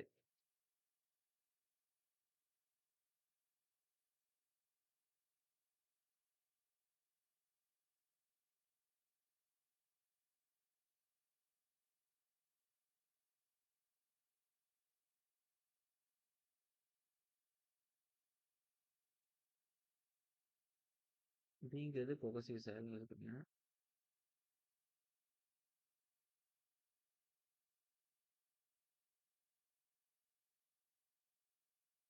ஏங்கிறது டென்ஸ் கொகஷன்லெஸ் சாயில்னு எழுதிக்கிறோம். இந்த கிராப் வந்து டென்ஸ் கொகஷன்லெஸ் சாயிலுக்கான graph.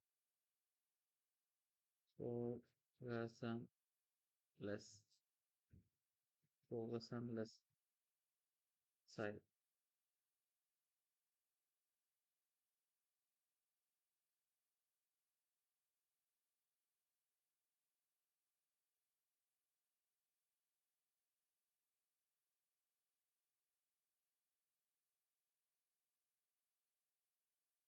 Ultimate load Q ultimate. அதான் இங்க வெல் டிஃபைன்டா கிடைக்கும். இங்க வந்து வெல் டிஃபைன்டா கிடைக்கும். பார்த்துக்கிருங்க. அதாவது நார்மல் லாக் கிராப் குடுக்காம நார்மல் கிராப்ல லோடுக்கும் செட்டில்மென்ட்க்கும் டயகிராம் குடுக்கும் பொழுது, கொகசிவ் சாயிலுக்கு எப்படி டயகிராம் வருது? டென்ஸ் கொகஷன்லெஸ் சாயிலுக்கு எப்படி இருக்கு? கொகஷன்லெஸ்ல ரொம்ப டென்ஸ் அடர்த்தியா இருக்கக்கூடியது. கேப் இல்லாம. அதுக்கு எப்படி இருக்குன்னு பார்த்துக்கிடுங்க. அதுக்கடுத்து கரெக்ஷன்ஸ். வெரி வெரி கரெக்ஷன வச்சு டிஆர்பில ஒரு ப்ராப்ளம் கேட்டுட்டே இருப்பாங்க. அவன் பேரிங் கெப்பாசிட்டி வந்து குடுக்குறானா, செட்டில்மென்ட் குடுக்குறானா? அவன் எந்த சாயில் டைப் குடுக்குறான்? அத பத்தி கொஞ்சம் பார்த்துக்கணும். பேரிங் கெப்பாசிட்டிக்கு 2 ஃபார்முலா. அதாவது கிளேக்கு 1, சாண்ட் சாயிலுக்கு 1. செட்டில்மென்ட்க்கு அதே கிளேக்கு 1, சாண்ட் சாயிலுக்கு 1. அதுல சார் இது exam point of view sir. இதுலேருந்து 100% எப்படி இதுல வந்து ஒரு 2 மார்க் கேட்டே ஆகணும் டிஆர்பில. ஏஐல கேட்டா ஃபார்முலா கேட்கலாம். இப்ப கேட்டிருக்கான். கரெக்ஷன்ஸ்ன்னு போட்டுக்கங்க.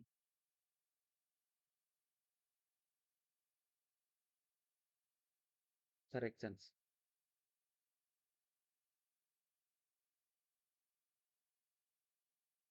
1 bearing capacity.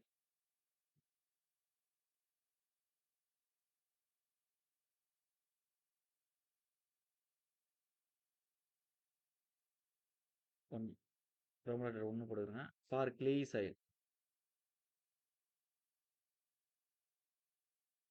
For clayey soil எப்படி இருக்குன்னா, அதாவது பிளேட்டோட அல்டிமேட் லோடுங்கிறது ஃபிட்டிங்ஸோட அல்டிமேட் லோடுக்கு கிட்டத்தட்ட ஈக்குவலா இருக்கும் அப்படின்னு சொல்லுவாங்க. ஒரு ஒரு சிங்கிள் ஃபார்முலா தான். இவ்வளவுதான். ஈக்குவல் டு அப்படின்னு.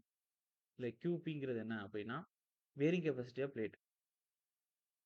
பிசின்னு எழுதுனேன் பேரிங் கெப்பாசிட்டிக்கு. Bearing capacity of plate. அதே QFங்கிறது bearing capacity of footing.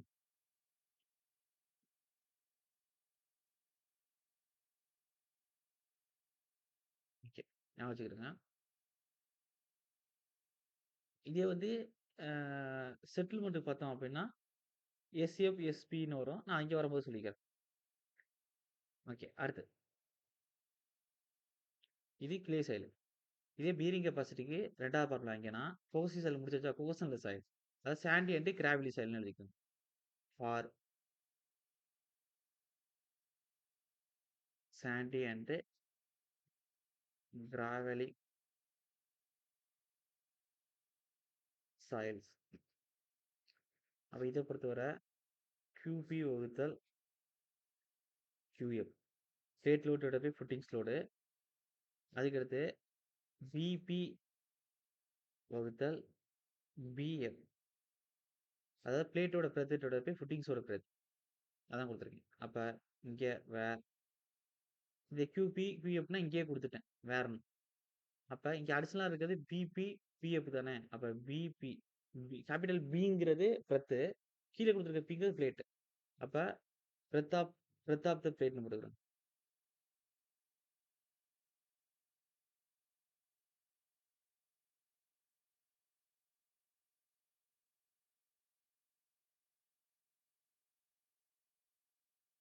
BF. அதாவது பிரெத் ஆஃப் த ஃபுட்டிங்.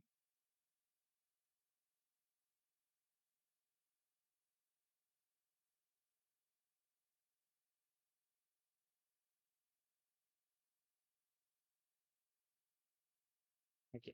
2 முடிச்சாச்சு. இப்ப அடுத்து என்ன பார்க்க போறோம்னா, sand or gravelly soil. Sorry sand or gravelly soil தான் முடிச்சாச்சு. சாரி. அதாவது ஃபர்ஸ்ட் பேரிங் கெப்பாசிட்டில கிளேக்கும் சாண்ட் ஏர் கிராவலி சாயிலுக்கும் முடிச்சாச்சு. கரெக்ஷன்ல 2 சொன்னேன். ஒண்ணு பேரிங் கெப்பாசிட்டி, இன்னொன்னு செட்டில்மென்ட் இருக்கணும். இப்ப செட்டில்மென்ட்க்கு அதே மாரி கிளேக்கு என்ன இருக்கு? சாண்டி சாயிலுக்கு என்ன இருக்குன்னு பார்க்க போறோம். செட்டில்மென்ட்ல சாண்டி சாயிலுக்குன்னா டிஆர்பில நெறைய டைம் ப்ராப்ளம் கேட்டிருக்காங்க. அது பெரிய ஃபார்முலா. இதுல 2வதும் இம்பார்ட்டன்ட். ஃபர்ஸ்ட்டோட அவ்வளவா கேட்டதில்ல. Bearing கெப்பாசிட்டில 2 important. அது மாரி இப்ப அடுத்து குடுக்க போறதுல 1, 2 இம்பார்ட்டன்ட் தான். பாத்துக்கிடுங்க. பேரிங் கெப்பாசிட்டி முடிச்சுட்டேன் சார். இப்ப 2வது ஆரம்பிக்க போறேன். நோட்ஸ்க்கு தகுந்த மாரி நீட்டா தான் குடுத்துருக்கேன். சைடு பை சைடுல. பாராகிராஃபா குடுக்காம. 2வது என்ன அப்டின்னா செட்டில்மென்ட். செட்டில்மென்ட்ட பொறுத்தவர ஃபவுண்டேஷன் இன்ஜினியரிங்ல 2 குடுக்க போறேன் கரெக்ஷனுக்கு. ஃபார் அதே மாரி எழுதுறேன். ஃபார் கிளே சாயில்னு போடுறேன்.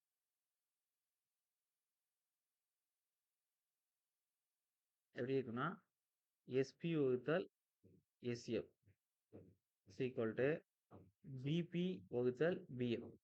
நல்லா கவனிங்க. இந்த BP, PF தான் இப்ப இங்க சொன்னேன் மேல. BPங்கிறது என்ன? Breadth of the plate. BFங்கிறது என்ன? Breadth of the footing. அதே மாரி SP, SF இருக்கா? SPங்கிறது என்ன? அதாவது நான் கீழ எழுதுறேன். செட்டில்மென்ட் ஆஃப் ஃபுட்டிங் ங்கிறது SF. SPங்கிறது செட்டில்மென்ட் ஆஃப் பிளேட். அப்ப அடுத்து எழுதிக்கிறேங்க. வேர் இதுல SPங்கிறது செட்டில்மென்ட் ஆஃப் பிளேட். Sங்கிறது செட்டில்மென்ட் சார். Bங்கிறது பிரெத் சார். மேல குடுத்திருக்கக்கூடிய Q இதெல்லாம் குடுக்குறது வந்து பேரிங் கெப்பாசிட்டி சார். அவ்வளதான். இப்ப SPங்கிறது என்ன அப்டின்னா, செட்டில்மென்ட் ஆஃப்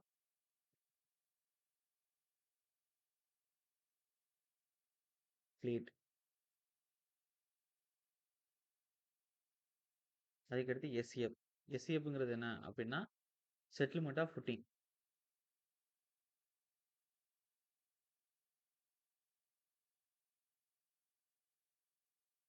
ஓகே. 2 முடிச்சாச்சு. அவ்வளதான். இதுல உள்ள அப்ப BPங்கிறது பிரெத் ஆஃப் த பிளேட். BFங்கிறது ஃபுட்டிங்ஸோட பிரெத் ஆர் பிரெத். அப்ப ஃபார் கிளே சாயில் முடிச்சாச்சு. இப்ப எழுத போறது வெரி வெரி இம்பார்ட்டன்ட். அதிகமா டிஆர்பில ப்ராப்ளம் கேட்டது இந்த போர்ஷன் தான். ஃபார் சாண்டி சாயிலுக்கு செட்டில்மென்ட் ஃபார்முலா. ஃபார்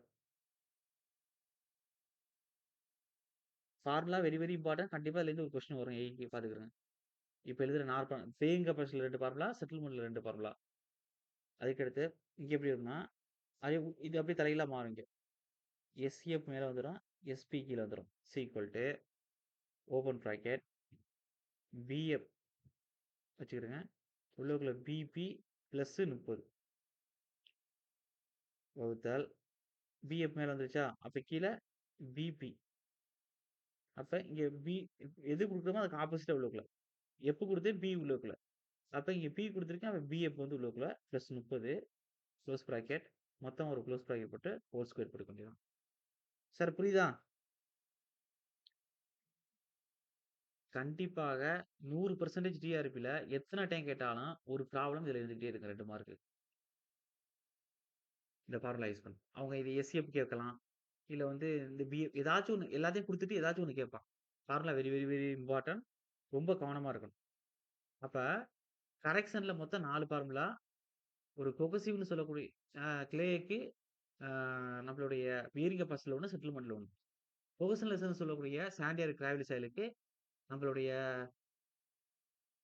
பியரிங் கெப்பாசிட்டில ஒண்ணு, செட்டில்மென்ட்ல ஒண்ணு. மொத்தம் டோட்டலா 4 ஃபார்முலா குடுத்துருக்கேன். இப்ப அடுத்து என்ன குடுக்க போறேன்னா, pile load test. Pile load டெஸ்ட்டுமே பெரிய பேராகிராஃபா வரும். இத எப்படி வந்து உங்களுக்கு பிராக்டிகலா குடுக்க முடியுமோ எக்ஸாம் பாயிண்ட் ஆஃப் வியூக்கு அதுல தான் நான் ட்ரை பண்ண போறேன். பாருங்க. அடுத்து. ஃபர்ஸ்ட் டெஸ்ட் முடிஞ்சாச்சு சார் 3 டெஸ்ட்ல. நான் சொன்னேனா ஃபைல் ஃபவுண்டேஷன், சாலட் ஃபவுண்டேஷன்ல இருந்தா மொத்தம் உங்களுக்கு ஃபவுண்டேஷன்ல 10 கொஸ்டின் கேட்கறான். சும்மா சொல்றேன். அதிகபட்சம் 10 கேட்கறான் அப்படின்னா, 10லாம் கேட்க மாட்டான். 8 தான் கேட்பான் மேக்ஸிமம் 7 தான் கேட்பான். ஏன்னா சாயிலுக்கு வெயிட்டேஜ் குடுத்துரும். ஏன்னா சாயிலும் ஃபவுண்டேஷன் சேர்த்து தானே ஏஐல வந்து ஜியோ டெக்னாலஜி இன்ஜினியரிங். அது மேக்ஸிமம் உங்களுக்கு 7 கேட்கிறான், இல்ல 8 கேட்கிறான் அப்படின்னா, உங்களுக்கு ஃபர்ஸ்ட் படுத்தின சாலட் ஃபவுண்டேஷன் சொல்லக்கூடிய பில்டிங் கெப்பாசிட்டி சால் அண்ட் செட்டில்மென்ட். அது பிளஸ் இப்ப ஃபைல் ஃபவுண்டேஷன். இந்த டெஸ்ட்டோட சேர்த்து சொல்றேன். இது 2லயும் மொத்தம் உங்களுக்கு மேஜர் கொஸ்டின் கவர் ஆயிரும். 8 கேட்டனா 6 கொஸ்டின் கவர் ஆயிரும். இல்ல 5 கொஸ்டின் கவர் ஆயிரும். எர்த் பிரஷர்ல 2 கொஸ்டின் கேட்கலாம், கேட்காமயும் போகலாம். இல்லாட்டி எர்த் பிரஷர்ல ஒரு கொஸ்டின், ஸ்டெபிலிட்டி ஆஃப் ஸ்லோப்ல ஒரு கொஸ்டின், சாயில் எக்ஸ்ப்ளோரேஷன்ல ஒரு கொஸ்டின். சாயில் எக்ஸ்ப்ளோரேஷனும், ஸ்டெபிலிட்டி ஆஃப் ஸ்லோப்பும் சேர்த்து ஒரே சீசன்ல நடத்திருவேன். எர்த் பிரஷர் ஒரே சீசன்ல நடத்திருவேன். இப்ப இது எல்லாம் சேர்த்து இந்த சீசன்ல முடிஞ்சிரும். இப்ப இன்னும் அடிஷனலா 2 சீசன்ல டோட்டல் ஃபவுண்டேஷன் இன்ஜினியரிங் உங்களுக்கு புரியுது. ஓகே. அது முடிச்சோனே உங்களுக்கு எத ஆரம்பிப்பேன்னா, நான் சொன்ன மாரி ஏர்போர்ட் இன்ஜினியரிங் ஒரே சீசன்ல ஏர்போர்ட் இன்ஜினியரிங் முடிக்கிற மாரி, அது மாரி ஹார்பர் அண்ட் டாக்ஸ் 1 ஹவர்ல முடிக்கிற மாரி. அதான் டார்கெட். அதோட மெயின் ஏரியா எல்லாமே உங்களுக்கு ஏன்னா ஏர்போர்ட் இன்ஜினியரிங்ல ஒரு கொஸ்டின். ஹார்பர் அண்ட் டாக்ஸ்ல இருந்து ஒரு கொஸ்டின். மேலோட்டமா பார்த்தாவே 2 கொஸ்டின்ல கவர் ஆயிரும். ரொம்ப படிக்க வேண்டியது இல்ல நம்ம. ஓகே.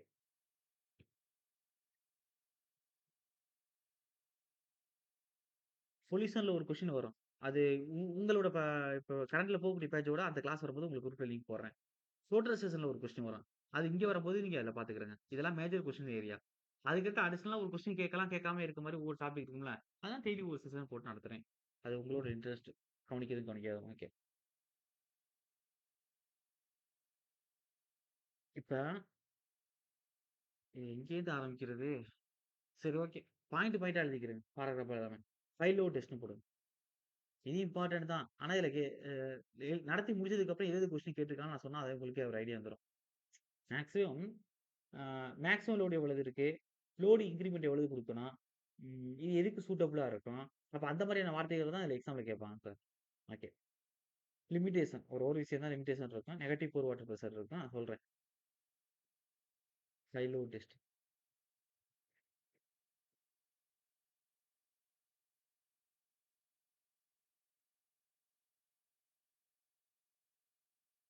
சார் சால பவுண்டேஷன் என்னைக்கு சார் டெஸ்ட் எழுதுறீங்க?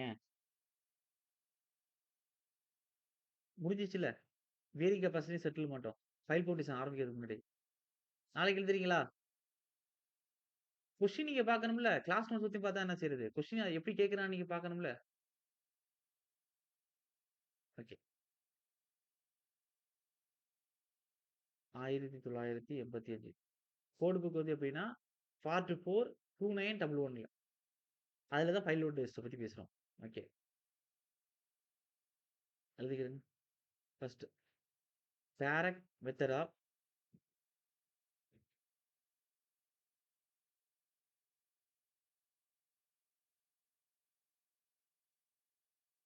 Find the allowable load on the file.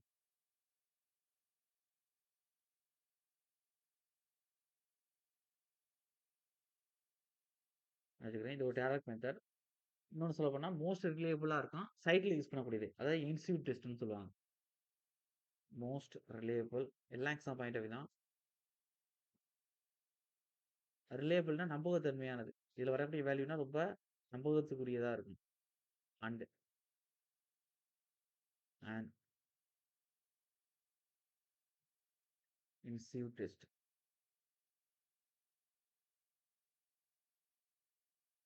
இது எந்த டைப் ஆஃப் சாயில்ல யூஸ் பண்ணலாம் அப்படின்னா, பொசன்லெஸ் சாயில்ல யூஸ் பண்ணலாம். இப்ப வெரி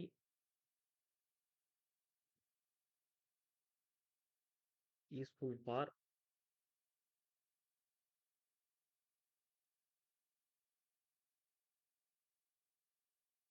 பொசன்லெஸ் சாயில்ஸ்.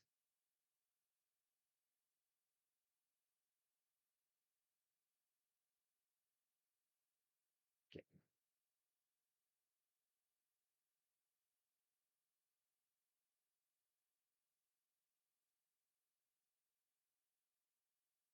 அதுக்கடுத்து இந்த லோட் எப்படி அப்ளை பண்ணுவாங்கன்னா, ரிமோட் கண்ட்ரோலா வச்சு அப்லோட் பண்ணுவாங்க.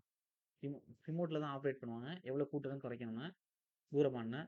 இப்ப லோடிங் அப்ளைடு த்ரூ எ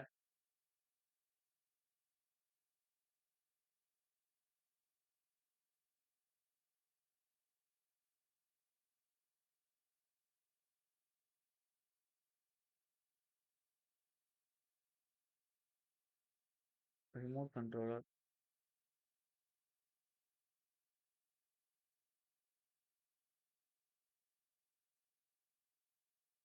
ஹைட்ராலிக் ஜாக். ஓகே. அதுக்கடுத்து லோட் இன்கிரிமெண்ட்.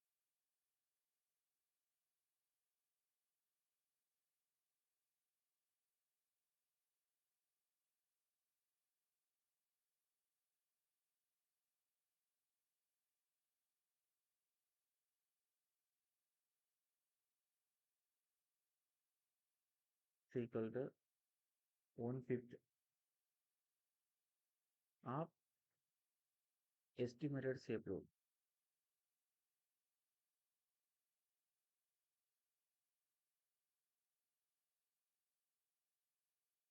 ஓகே. அதுக்கடுத்து maximum load on the pile எப்படி இருக்குன்னா, 2 1/2 அதாவது 2.5 டைம்ஸ் இல்ல 2 1/2 டைம்ஸ் ஆஃப் எஸ்டிமேட்டட் அலோவபிள் லோடா இருக்கும். அதுக்கு செட்டில் எல்லாமே இம்பார்ட்டன்ட் தான். லோட் இன்கிரிமெண்ட் வந்து எஸ்டிமேட் சேஃப் லோட 1/5 இருக்கணும். இதுதான் அங்கேயும் குடுத்துருக்கும் இன்ஃப்ளேட் டு ட்ரெஸ்ட்லயும். அதே maximum load on the file எவ்வளவு இருக்கும் அப்படின்னா, சார் எல்லாமே இம்பார்ட்டன்ட். இப்ப எழுதக்கூடிய 1 எழுதிட்டேன். 2வது எழுதப் போறேன். 3வது 3 விஷயம் இம்பார்ட்டன்ட் தான். அடுத்து maximum load on the file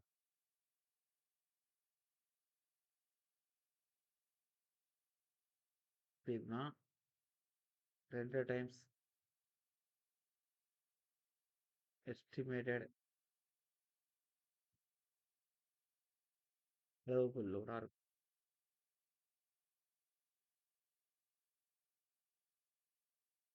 allowable லோடா இருக்கும். வேற என்ன சொல்லலாம் அப்படின்னா, ஆ அதுக்கு செட்டில்மென்ட்டோட கம்பேர் பண்ணும்போது, ஒண்ணு மேக்ஸிமம் லோட் ஆன் த ஃபைல்ன்னு குடுக்கலாம். செட்டில்மென்ட்டோட இது 2ல ஏதாச்சும் ஒண்ணு கேட்கலாம். இங்க அல்லதுன்னு குடுக்குறோம். ஆனா எக்ஸாம்ல கேட்க வாய்ப்பு இருக்கு. அப்ப load which Asus a settlement எப்படி இருக்குன்னா 1/10 ஆஃப் ஃபைல் டே. அப்ப ஃபைலோட டயாமீட்டர்ல 1/10 அளவுக்கு செட்டில்மென்ட் இருக்கும்.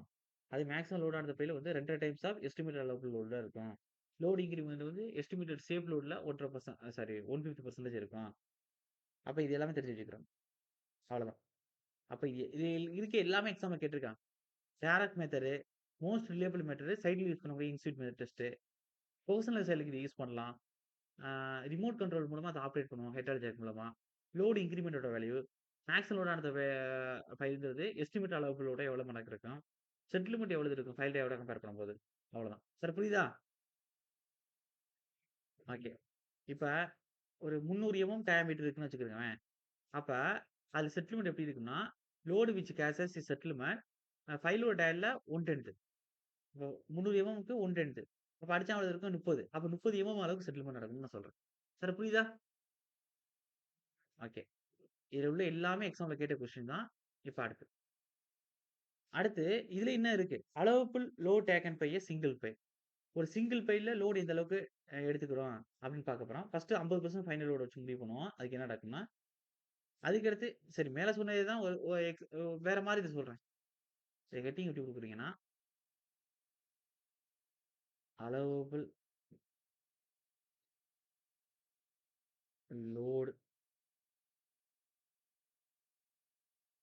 taken by a single file. Okay. First, 50% of final load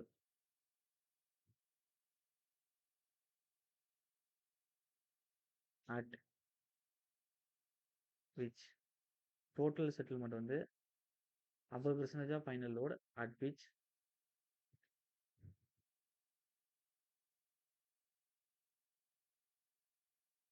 total settlement equal to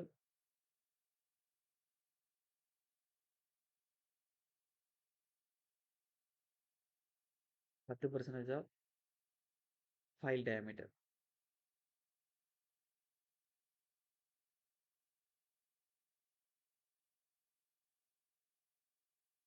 okay. அதுக்கடுத்து 2/3 of 2/3 of final load which cases final settlement எவ்வளவு இருக்குன்னா 12 mm இருக்கும். எழுதிக்கிறேங்க.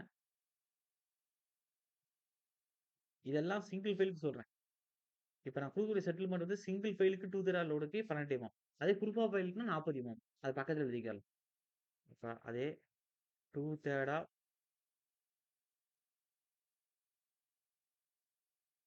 final load which cases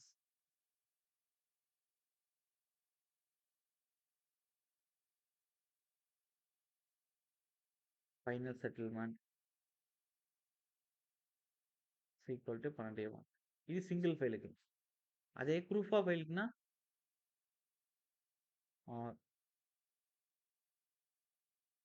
group of ஃபைல்னா அதே settlement எவ்வளவு இருக்கும்? Settlement delta தானே 40 mm வரும். Single ஃபைலுக்கு 12 mm 2/3 load கொடுக்கும் பொழுது. அப்ப இப்ப மேல வந்து என்ன கொடுத்திருக்கோம்? 50% of final load at which total settlement equal to 10% diameter கொடுத்திருக்கோம். ஃபைனல் லோட் 50%ங்கிறது டோட்டல் டயல 10% இருக்கும் அப்படின்னு கொடுத்திருக்கோம். கீழ 2/3 ஆஃப் ஃபைனல் லோடுக்கு வந்து 50% இங்க கொடுத்திருக்கேன். இங்க 2/3க்கு வந்து 12 mm. இது 2க்கு நீங்க வேல்யூ கண்டுபிடிக்கணும். 2க்கும் கண்டுபிடிச்ச வேல்யூல சிங்கிள் ஃபைல் அது சிங்கிள் ஃபைலுக்கு கண்டுபிடிச்சு இது எது மினிமமோ அதை எடுத்துக்கணும். அதுதான் நீங்க டிசைட் பண்ணணும். Minimum if 2 will be the allowable load on the file.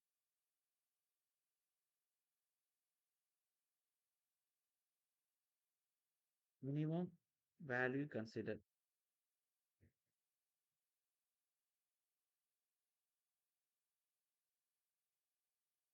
இந்த மினிமம் லோடு வருதுல ஆன்சர் அதுதான் என்னது அலோவபிள்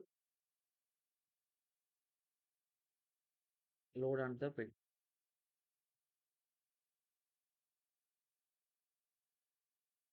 தட்ஸ் ஆல். அவ்வளவுதான் முடிஞ்சிருச்சு. சார் புரியுதா எல்லாருக்கும்? ஓகே. இப்ப வேணா சும்மா அப்படி எழுதிக்கிறேங்க. இப்ப ஃபைல்னா போடுறோம்னா பூமி கீழ ஆழமா தோண்டும். அப்ப அதுக்குள்ள எப்படி சார் கான்கிரீட்ட கொட்டுறது அப்படின்னா ஒரு பைப் மூலமா கொட்டுவாங்க. அப்ப அந்த கான்கிரீட் தான் டெர்மி கான்கிரீட்னு சொல்லுவாங்க. அப்ப இதெல்லாம் சும்மா தமிழ்ல தங்கிலீஷ்ல எழுதிக்கிறேங்க அப்படியே. ஏன்னா எங்கேயாச்சும் யூஸ் யூஸ் ஆகும். ஓகே. ஃபைல் போடுற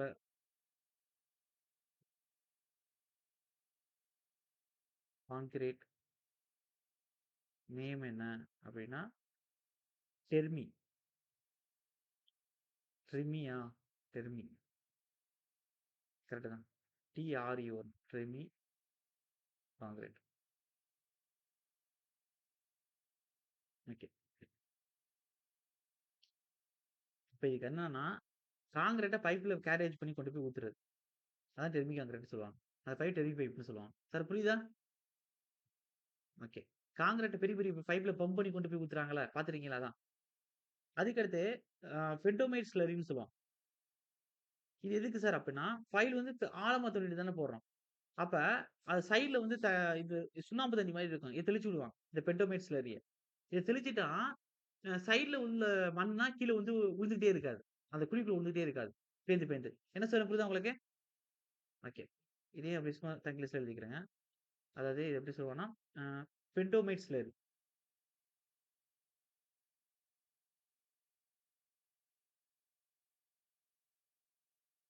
ஸ்லரி. இது ஒரு சுண்ணாம்பு தண்ணி தான்.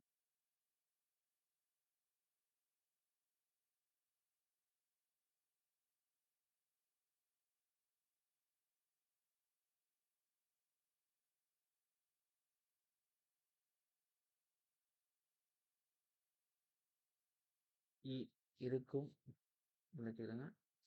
வேற என்ன எழுதலாம்னா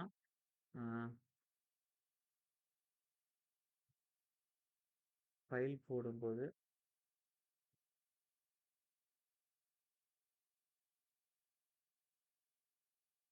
மேல் இருக்க சாயில் சரிந்து குழி விழாமல் தடுப்பதற்காக தண்ணீர் தெளிக்கப்படும்.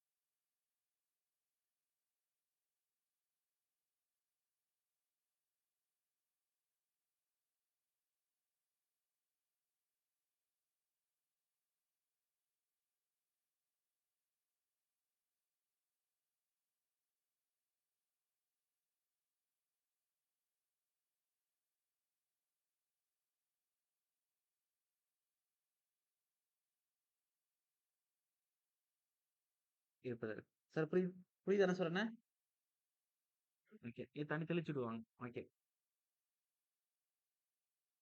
நான் இதோட நீக்கிட்டோம். ஓகே. இப்ப அடுத்து என்னன்னா, இதுல லிமிட்டேஷன் குடுத்துட்டு, உங்களுக்கு அடுத்தது last test. Standard penetration test. அத நான் குடுக்குறேன்.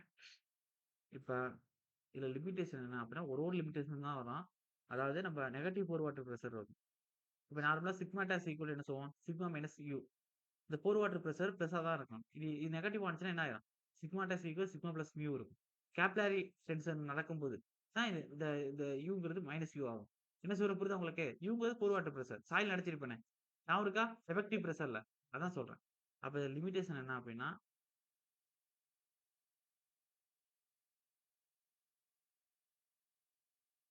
Okay.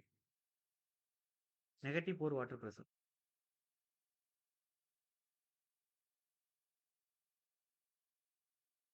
Negative pore water pressure.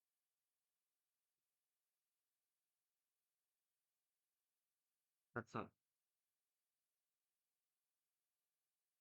இப்ப அடுத்தது கேக்குறீங்க. Standard penetration test.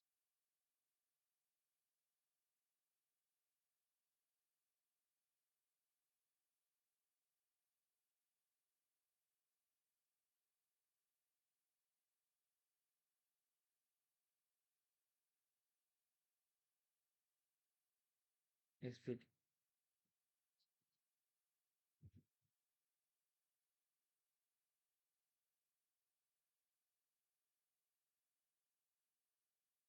Indian standard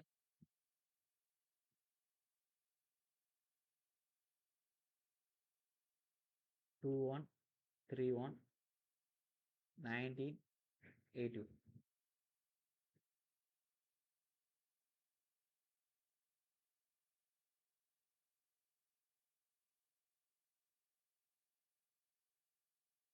okay. அப்ப இது ஒரு ஹேமர் வெயிட் எவ்வளவு இருக்கும் அப்டின்னா, மேலேருந்து ஒரு ஹேமர் அடிச்சுக்கிட்டே இருக்கும். எக்ஸாம்ல கேட்டிருக்கான். ஹேமர் வெயிட் எவ்வளவு இருக்கும் அப்டின்னா 65 கேஜி. அதுக்கடுத்து ஹேமர் வந்து எவ்வளவு ஃபால் ஆகணும் அப்டின்னா, ஹைட் ஆஃப் ஃபால்ன்னு போடுங்க. மேலேருந்து எவ்வளவு தூரம் கீழ இருந்து அடிச்சுட்டு மேல மறுபடியும் ரைஸ் ஆகுது. அப்புறம் அடிச்சுட்டு எவ்வளவு ஒரு சுத்தியில எடுத்து அடிக்கிறீங்கன்னா, எவ்வளவு தூரம் மேல கொண்டு போயிட்டு கீழ கொண்டாந்து அடிக்கிறீங்க. அப்ப எவ்வளவு தூரம் மேல கொண்டு போயிட்டு கீழ அடிக்கிறீங்க. அதான் ஹைட் ஆஃப் ஃபால். அப்ப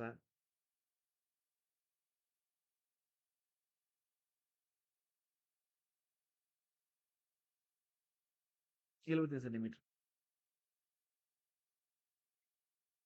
ஞாபகம் வச்சுக்கிறேங்க. இப்ப ஃபர்ஸ்ட் ஸ்பிளிட் ஸ்பூன் சாம்பிளர். அப்ப ஸ்பிளிட் ஸ்பூன் சாம்பிளர் இது ஸ்பிளிட் ஸ்பூன் சாம்பிளர்னா என்ன அப்படிங்கிறத நான் சாயில் எக்ஸ்ப்ளோரேஷன்ல சொல்றேன். இங்க SPD டெஸ்ட்க்கு split spoon sampler use பண்ணி தான் நம்ம டெஸ்ட் எடுப்போம். சாயில் சாம்பிள் எடுப்போம். மண் எடுப்போம் டெஸ்ட்க்கு. அதுதான் எழுதிக்கிறேங்க. இங்க எது தேவையோ அதுதான் எழுதிக்கிறேங்க. அதாவது ஸ்பிளிட் அன்டிஸ்டர்ப்டு சாயில், டிஸ்டர்ப்டு சாயில்னு 2 இதுக்கு நம்ம சாம்பிளர் யூஸ் பண்ணுவோம். அதனால நான் இங்கே சொல்றேன்.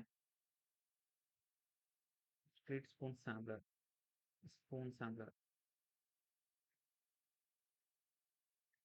அதாவது என்னன்னா, இட் யூஸ்டு இன் த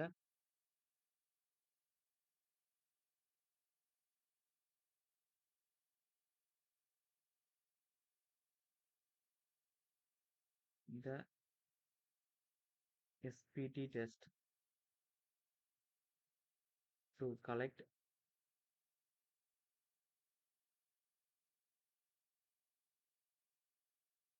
இந்த சாம்பிள் பை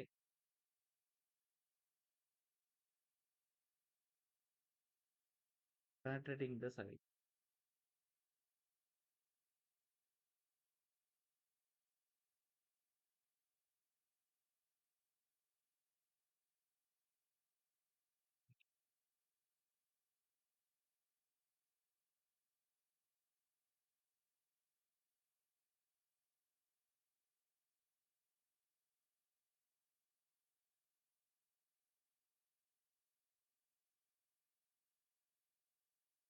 அதுக்கடுத்து இப்போ ஒரு சில கரெக்ஷன்ஸ் தான் வரிசையா சொல்லப் போறேன் பாத்துக்கிடுங்க. ம்.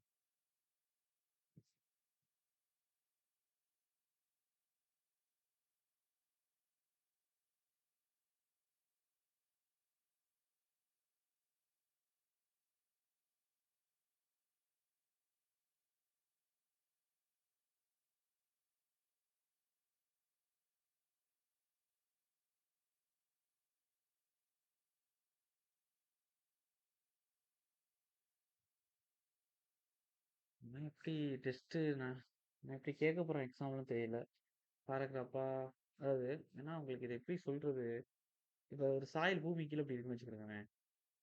இதுல ஃபர்ஸ்ட் 15 சென்டிமீட்டர் சாயில வந்து எப்பயும் கன்சிடர் பண்ண மாட்டாங்க. அது லோடு குடுக்கும்போது சீட்டிங் ஆகும். அன்ஈவனா இருக்கும். அப்ப அதனால கரெக்ட்டா அந்த சாயில் வந்து நமக்கு கரெக்ட்டான டெஸ்ட்க்கு வந்து பயன்படாதுங்கிறத ஃபர்ஸ்ட் 15 சென்டிமீட்டர் எடுத்துக்கிட மாட்டாங்க. அதுக்கடுத்து இருக்கக்கூடிய சாயில தான் நம்ம என்ன செய்வோம்? டேக் பண்ணிக்கிறோம். எடுத்துக்கிறோம். சார் என்ன சொல்றேன் புரியுதா உங்களுக்கு? சார் இதெல்லாம் பாராகிராஃபா எழுத முடியாது சார். நான் சொல்றேன் அப்படி கதை மாரி ஞாபகம் வச்சுக்கிருங்க. ஆனா இதுல எப்படி கொஸ்டின் கேட்க போறான்னு தெரியல எனக்கு. அதாவது இப்போ எஸ்பிடி டெஸ்ட் பண்ணும்போது, நம்ம மேலேருந்து ஹேமர் அடிச்சுக்கிட்டே இருக்கும். உள்ளுக்குள்ள வந்து அந்த அந்த சாயில் சாயில் கலெக்டர் வந்து உள்ளுக்குள்ள பெனட்ரேட் ஆயிட்டே இருக்கும். அப்ப எப்பயுமே அந்த சர்ஃபேஸ் கிரவுண்ட் லெவலோட சர்ஃபேஸ்லேருந்து 15 சென்டிமீட்டர் டெப்த்துக்கு ஃபர்ஸ்ட் அதாவது 1/2 அடி ஸ்கேல் அளவுக்கு உள்ளுக்குள்ள வந்து சாயில் சாம்பிள் நம்ம எப்பயும் கலெக்ட் பண்ணக்கூடாது. அது வந்து நமக்கு அன்ஈவனா கேட்டோம் ரீடிங்கிறது. என்ன சொல்றேன் புரியுதா உங்களுக்கு? அப்ப இந்த 15 சென்டிமீட்டர்ங்கிறது கீவேர்டு. ஓகே. இது ஏதாச்சும் கேட்டா கேட்கலாம். அதுக்கு 15 சென்டிமீட்டர் ஃப்ளோல தான் நம்ம எடுக்கணும். அதுக்கடுத்து நீங்க எத்தன நம்பர் ஆஃப் ஃப்ளோஸ் குடுக்குறோமோ, அத்தன செ அ அ கீ நீங்க கீழ வந்து இங்க இந்த இடத்துல எடுக்கிறீங்கன்னு வச்சுக்கங்களேன். இந்த சாயில கலெக்ட் பண்ணி எடுக்கும் பொழுது, இதுக்கு எத்தன நம்பர் ஆஃப் ஃப்ளோஸ் குடுத்துருக்கோங்கிறத கால்குலேட் பண்ணிக்கிறணும். சார் என்ன சொல்றேன் புரியுதா உங்களுக்கு? ஓகே. அப்ப இது பெரிய பாராகிராஃபா இருக்கும். இதுல கேட்டா கொஸ்டின் விஷயமா எப்படி கேட்கலாம் அப்படின்னா, நான் கீழ கரெக்ஷன் கேட்பான். அது கேட்டுட்டு இருக்கான். அத நான் குடுத்துர்றேன் நோட்ஸா. அப்ப இத கேட்டோம்னா, ஃபர்ஸ்ட் 15 சென்டிமீட்டர் எஸ்பிடி டெஸ்ட்ல எப்பயும் கன்சிடர் பண்ண மாட்டோம். அப்ப நீங்க வந்து சாயில் சாம்பிள் எடுக்கும்போது எத கன்சிடர் பண்ணிக்கிறீங்கன்னா, அந்த டெப்த்துக்கு எத்தன நம்பர் ஆஃப் ஃப்ளோஸ் மேல வந்து குடுத்துருக்கீங்க. வந்து அடிச்சுட்டு போயிருக்கு அந்த ஹேமரு. அப்ப அந்த நம்பர் ஆஃப் ஃப்ளோர்ஸ எடுத்துக்கிட்டு தான் நம்ம ரீடிங் போடுற மாரி இருக்கும். என்னோட வேல்யூ போடுற மாரி இருக்கும். அப்ப 15 டைம் வந்து இந்த ஹேமர் அடிச்சுட்டு போயிருக்கு கீழ. அந்த சாயில் கலெக்டர்ல. அப்ப அது 15 டைம் அடிச்சதுக்கு அப்புறம் ஒரு 40 சென்டிமீட்டர் கீழ போனதுலேருந்து நீங்க வந்து ரீடிங் எடுத்துறீங்க அப்டின்னா, நீங்க 15 டைம் அடிச்சிருக்க அந்த நம்பர் ஆஃப் ஃப்ளோர்ஸ் தான் நீங்க எடுக்கணும். சென்டிமீட்டர் எடுக்கக்கூடாது. நான் என்ன சொல்றேன் புரியுதா உங்களுக்கு? 15 சென்டிமீட்டர்ல 60 சென்டிமீட்டர் ஆழத்துல நீங்க சாயில் எடுத்திருக்கீங்கன்னா, 60 சென்டிமீட்டர் ஆழத்துல நீங்க எடுக்கக்கூடாது. அந்த 15 நம்பர் ஆஃப் ஃப்ளோர்ஸ் எண் வேல்யூ தான் எடுக்கணும்னு நான் சொல்றேன். ஓகேவா? ஓகே. இத எப்படியாச்சும் கதை மாரி எழுதிக்கிறங்க. இது பெரிய பேராகிராஃப். இத சுருக்கி எழுத முடியாதனால, ஆனா இதுல கேட்கிறேனாங்கிறது டவுட்டா இருக்கு. அதுக்காக தான் சொன்னேன். கேட்டா நான் இப்ப சொன்ன 2 வேணா கேட்கலாம். அடுத்து, இதுல கரெக்ஷன் இம்பார்ட்டன்ட் எழுதிக்கங்க. கரெக்ஷன போட்டுக்கோங்க. இதுல ஃபார்முலா வரிசையா இருக்கும். அதுல வந்து லாஸ்ட்டா ஒரு அந்த டைலன்சி ஆர் சப்மர்ஜ்க்கான கரெக்ஷனும் குடுப்பேன். அது இம்பார்ட்டன்ட். கேட்டிருக்கான். ப்ராப்ளமே கேட்டிருக்கான் ஏல. ஓகே. கரெக்ஷன். ஃபர்ஸ்ட் கரெக்ஷன் என்ன அப்டின்னா, ஓவர் பர்டன்ட் கரெக்ஷன். 2வது வந்து கிப்ஸ் ஆர் ஃபால்ஸ் கரெக்ஷன். 3வது பெக் கரெக்ஷன். ஆ ஃபர்ஸ்ட்டு இதுதான் எப்படி நம்பரு சரி ஓகே. 4வது வந்து டைல்டு டைல்டு டைலட்டன்சி ஆர் சப்மெர்ஜென்ஸ் கரெக்ஷன் சொல்லுவாங்க. வெறும் ஃபார்முலா தான் இம்பார்ட்டன்ட். இதுல எது எது எழுதும்போது இம்பார்ட்டன்ட் சொல்லிர்றேன். First over burden correction. 2டே கரெக்ஷன் எழுதிக்கிறோம் அத. அதுக்குள்ள வந்து சப்டிவிஷன் பிரிச்சுக்கிறோம். அதாவது வெறும் அந்த ஒரு எண் ஒரு சிஎன்ங்கிற கான்ஸ்டன்ட் கண்டுபிடிக்க தான் 3 ஃபார்முலா குடுப்பேன். அதாவது எப்படி எழுதிக்கிறீங்கன்னா, ஜெனரலா ஆ கரெக்ஷன் வந்து 2 டைப். 1 over burden correction.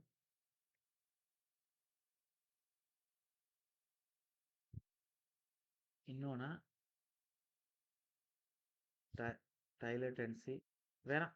ஏன்னா பத்தாது எழுதுறதுக்கு நெறைய எழுதணும். ஃபர்ஸ்ட் இது எழுதிக்கிறங்க. அதுக்கு அங்கேயே 2 போட்டுக்கிறேன். Roman letter 1 போட்டுக்கிறேங்க. அதாவது ஜெனரல் ஓவர் பர்டன் வந்து அந்த எத்தன நம்பர் ஆஃப் ஃப்ளோர்ஸ் அத எடுத்துக்கிறணும். எண் வேல்யூ. அப்ப நான் எஸ்பிடி டெஸ்ட் மேல சொல்லியிருக்கேன் கோர்ஸ்லெஸ் ஆயில்னா ஃப்ளோ சார்ட்லே. அப்ப த கரெக்டட்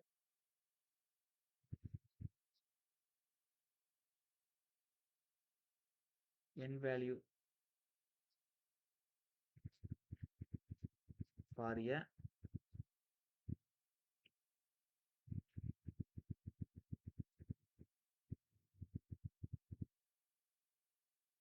கோர்ஸ்லெஸ் சாயில் இஸ் அதாவது n not equal to C suffix small n into n observed அப்படின்னு கொடுத்துருக்காங்க. அப்ப சி சப்டிக்ஸ்ல என்னங்கிறது எதை குறிக்கும் அப்படின்னா normalising factor.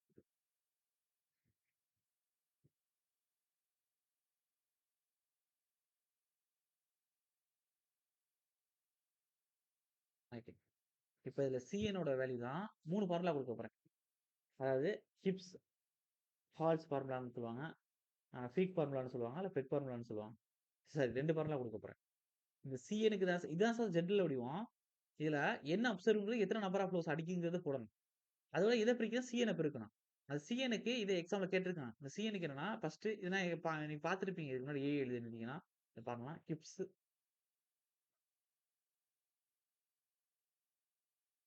And halls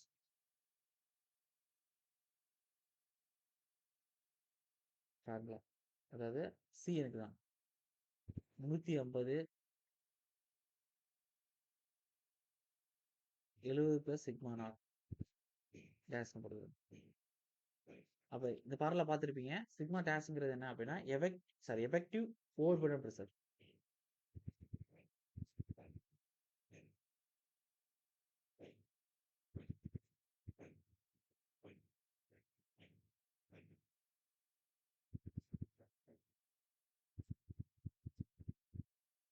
okay. அதுக்கடுத்து அக்கார்டிங் டு ஃப்ளெக்ஸ் ஃபார்முலா.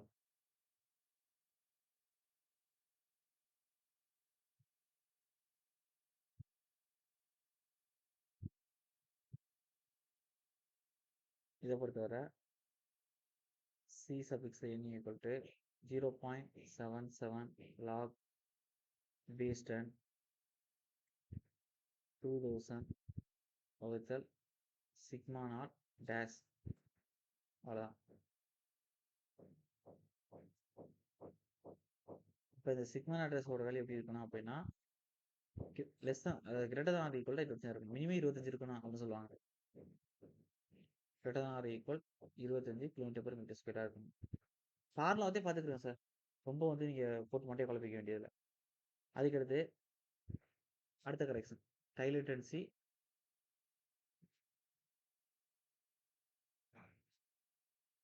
அவ்வளோதான். கிட்டத்தட்ட முடிக்க போகிறோம்.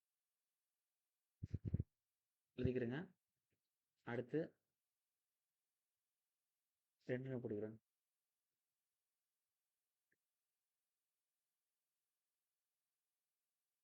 டைலர் டென்சி ஆர் சப்மர்ஜன்ஸ்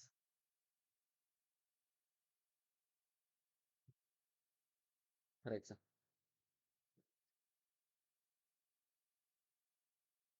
இதை பொறுத்தவரை ஃபர்ஸ்ட் எங்கன்னா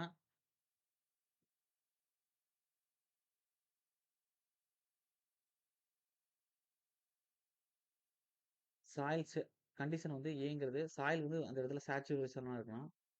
இது யூஸ் பண்ணும்போது சாயில் தானே. ஓகே ஒரு நிமிஷம்.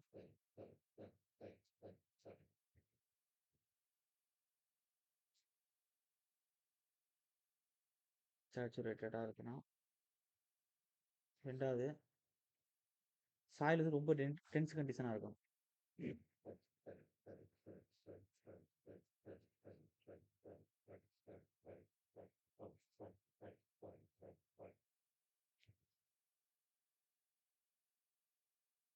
கண்டிஷன் அப்போ n t equal to 15 + 1/2 n0 - 15. Very very important. ஞாபகம் வச்சுக்கிறேன். அப்போ இந்த n0 வெளியே எப்பயும் எப்படி இருக்கும்னா 15 விட அதிகமாக இருக்கும்.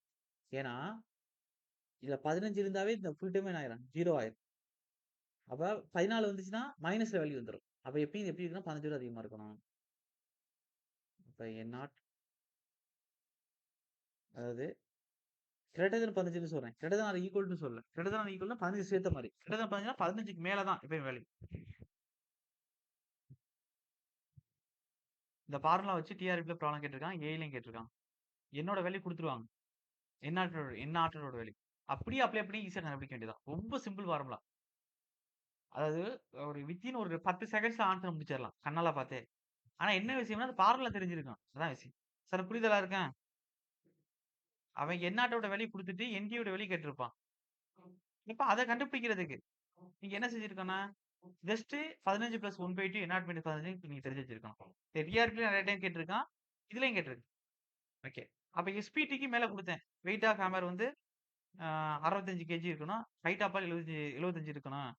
நம்பர் ஆஃப் ஃப்ளோஸ் வந்து 15 ஞாபகம் வச்சுக்கிறீங்க. அதே இம்பாக்ட் லோடுக்கு எவ்வளவு இருக்கும் அப்படின்னா எழுதிக்கிடுங்க. Impact load. இங்க யூஸ் பண்ணக்கூடிய வெயிட் ஆஃப் ஹேமர் வந்து இம்பாக்ட் லோட் டெஸ்ட்டுக்கு ஹேமர் வெயிட். இம்பார்ட்டன்ஸா இது 3 பெருக்கிற மாதிரி வெளிய கேட்பாங்க. ஹேமர் வெயிட் வந்து 14 கேஜி. அதுக்கடுத்து ஹைட் ஆஃப் ஃபால் எவ்வளவு அப்படின்னா 38 சென்டிமீட்டர். நம்பர் ஆஃப் ஃப்ளோஸ்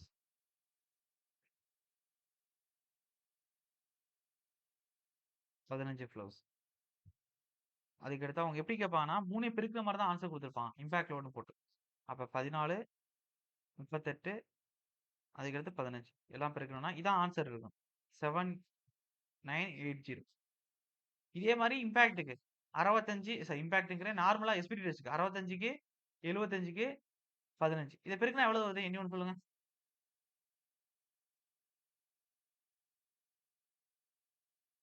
சரி ஓகே. பெருக்கி அந்த வேல்யூ வந்து எடுத்துக்கிடுங்க. மேக்ஸிமம் இது கேட்டிருக்கான். இம்பாக்ட் லோடு கேட்டிருக்கான் பெருக்கி 7 ஓகே. மேக்ஸிமம் இம்பாக்ட் லோடு கேட்டிருக்காங்க. 14, 38, 15 பெருக்கி அவன் தனித்தனியா கேட்கல. 7980 கேட்டிருக்கான். அதே வந்து அங்க எஸ்பிடி டெஸ்ட்ல என்ன கேட்டிருக்கான்னா, வெயிட் ஆஃப் த ஹேமர் எவ்வளவு இருக்கணும்? டிஆர்பில உடனே கேட்டிருக்கான். 65 கேஜி இருக்கணும். Okay SPD test. இது இம்பாக்ட் லோட் டெஸ்ட்டுக்கு. சார் புரியுதா? ஓகே. அடுத்து வேற என்ன கொடுக்கலாம் அப்படின்னா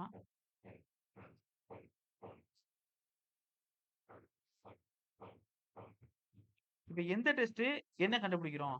உங்களுக்காண்டி எக்ஸாம் பாயிண்ட் ஆஃப் வியூக்காண்டி. இது ஆல்ரெடி நடத்திட்டேன். மேலே நடத்திட்டேன் ஃபுல்லாவே அங்கனைக்கான. இருந்தாலும் ரிசல்ட்னு தனியா எந்த டெஸ்ட் எதுக்கு வருங்க?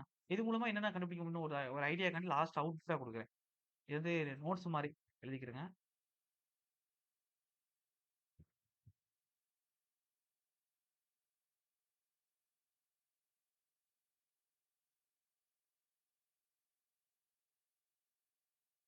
Serial number, type of test. அதுக்கடுத்து அந்த டெஸ்ட் மூலமா என்ன பாராமீட்டர்ஸ் கண்டுபிடிக்க முடியும்? அதான் result. First 1. First plate load test.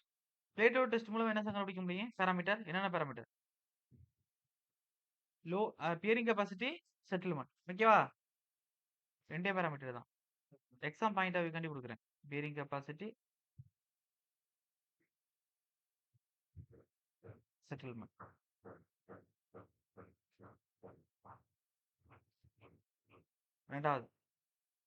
ரெண்டாவது static pile load test.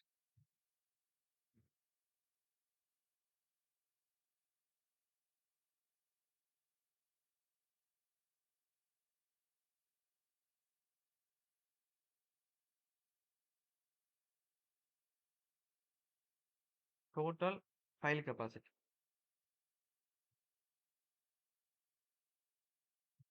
Static pile load test மூலமா என்னன்னா, மேல எல்லாத்தையும் குடுக்க முடியாது. டோட்டல் ஃபைல் கெப்பாசிட்டி கண்டுபிடிக்க யூஸ் பண்றோம். இம்பார்ட் டெஸ்ட் வந்து நான் குடுத்துருக்கேன். அதுக்கு சைக்ளிக் ஃபைல் லோட் டெஸ்ட் எழுதிக்கிறேங்க. ஏன்னா எக்ஸாம்ல கேட்டிருக்காங்க சார் பொறுத்துக்கல ஒரு டைம். அதனால தான் எல்லாத்தையும் வரிசையா ஆர்டர் வச்சு குடுக்குறேன். Cyclic pile load test. சிலது இம்பார்ட்டன்ட்டா இருக்காது. ஆனா எப்பயாச்சும் பொறுத்துக்கல்ல ஒண்ணு குடுக்கணுங்கிறதுக்காண்டி ஒரு ஆப்ஷன்ல வச்சிருப்பான். அது மாரி உள்ளது. இது என்னன்னா ஸ்கின் பிரிக்ஸ்னா எண்ட் பேரிங் கெப்பாசிட்டிய கண்டுபிடிக்கிறது.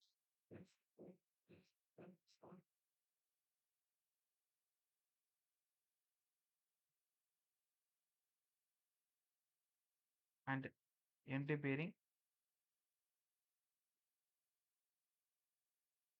Capacity.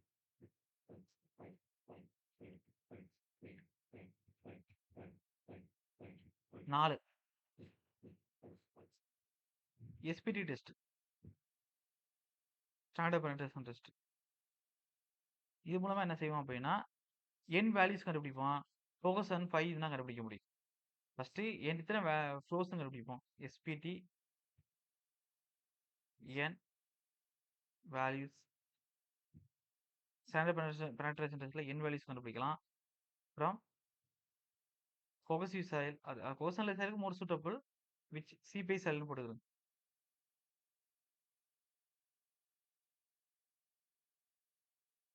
Found cohesion angular temperature கண்டுபிடிக்க முடியும். எது நம்பர் ஆஃப் ஃப்ளோர்ஸ் வச்சு. ஆனா நம்ம சாம்பிள்ல இருந்து நம்பர் ஆஃப் ஃப்ளோர்ஸ் எடுத்து ஃபார்முலால அப்ளை பண்ணி சிபி கண்டுபிடிக்கலாம். அடுத்து 5 லாஸ்ட். இது நான் இன்னும் உங்களுக்கு நடத்தல. அடுத்து இதான் நடத்த போறேன். பிரஷர் மீட்டர் டெஸ்ட்னு சொல்லுவாங்க. பிஎம்டி டெஸ்ட்னு சொல்லுவாங்க.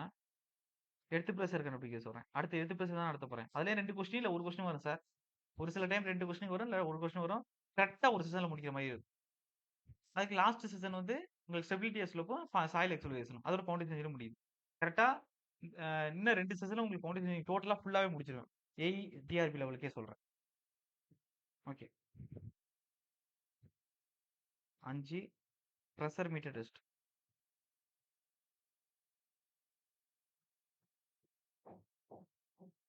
பிஎம்டி டெஸ்ட்னு சொல்லுவாங்க.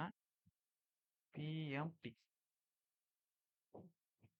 இதுல வந்து என்னன்னா, அதாவது சாயிலோட எலாஸ்டிக் ஸ்டேட்டம், பாய்சான் ரேஷியோ, சிஸ்டைன் பாராமீட்டர் கண்டுபிடிக்க முடியும். இப்ப இல்லாட்டி சும்மா அப்படி போட்டுக்கிடுங்க. எடுத்து பிரச்சனை நடத்தும்போது லாஸ்ட்டா சொல்றேன். மேல 4 தான் இப்போதைக்கு ஃபைல் ஃபவுண்டேஷன், சால ஃபவுண்டேஷன். ஃபர்ஸ்ட் 2 சாப்டர் நடத்திருக்கோம்ல. மேஜர் சாப்டர் 5, 6 கொஸ்டினுக்கு 5 அல்லது 6 கொஸ்டினுக்கு. அதுக்கு இந்த 4 இது. இப்பொழுது அடுத்து நடத்த போறது. To find ES and mu if soil sustain parameter.